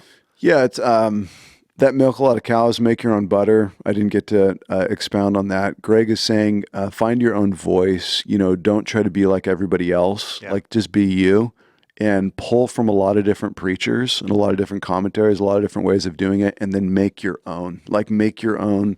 And just be you, and that will be the best preaching you could ever do. No, it's the only way to get better at preaching is to preach. And the only way to know if you're a preacher is to start preaching and see if people listen to you. Sure. That's it. If they don't listen, they don't show up, the study doesn't grow, you're probably not called to do it. Sure. That's okay. Doesn't mean you're not a teacher. Yeah. continue teaching the word. But we need a lot more preachers in this day and age, that's for sure. And it's not a trade that people necessarily want to do. You got to take a lot of arrows. Yes. Yeah. Yeah. And I should also add with church plant, just capping that is the whole other side of church planting that you don't realize. You think it's set up and tear down. It's Bible studies and leading worship and children's ministry and preaching and doing all these things. But the whole other side you don't see is managing people. And you're managing volunteers and you're managing staff. And that is a whole world that isn't necessarily taught to the church planter. So they step in and they don't know how to manage people and they don't know how to serve people in that light, make a lot of bad decisions. And it comes through trial and error, but I think the best way is just to ask those who have gone before you and have succeeded in it, and ask them lots of questions on how to manage a staff, how to manage people. You're essentially running a business that is, isn't for profit. Sure. And you've got to figure out how to manage people that you don't pay. Yeah. Yeah. And manage people that you do pay. Right. Which most, so yeah. Right. Yeah. I mean, the leadership quality is more than essential in that. And I think that's one of the reasons why you're such an effective leader, is because to lead really is to have influence, right? And you can't have influence unless you have a relationship. Right. And I think your desire to, even have coffee with people and just be that open and develop that relationship, it's a lot easier to be able to manage that and to be that effective leader, because you basically gain that capital, that kind of influential capital, where you can, It doesn't take a lot.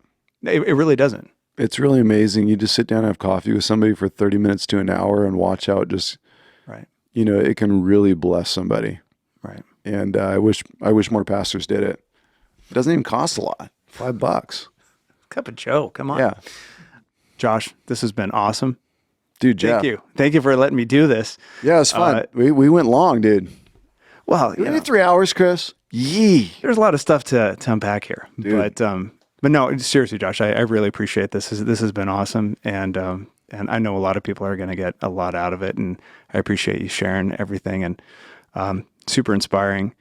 You're a legend. Thanks, Jeff. But really, just to be able to see everything and just see how God has just taken you through your childhood and through all those experiences, and just has had your hand on, evidently in all these different seasons of your life, is just really, really encouraging and inspiring. So, amen.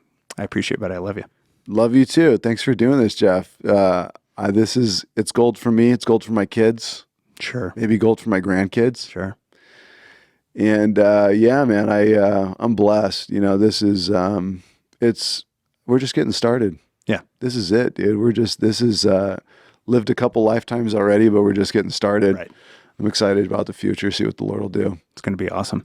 Thanks for doing this. Thank you, brother. Let's get some lunch. Taco Tuesday on a Wednesday. Yay! Hey, thanks so much for listening to the show today. We really appreciate you. And it would mean the world to us if you would like or subscribe, and you would write an honest review for us. It's one of the fastest ways to get the word out for us and to share it with others. And so if you don't like texting for a review, you can always voice to text. That's a fast way to write one and really help us rate the show and get it out to the world. Thank you so much for listening again. We hope it continues to bless you and encourage you each and every week, and of course, leave you stoked.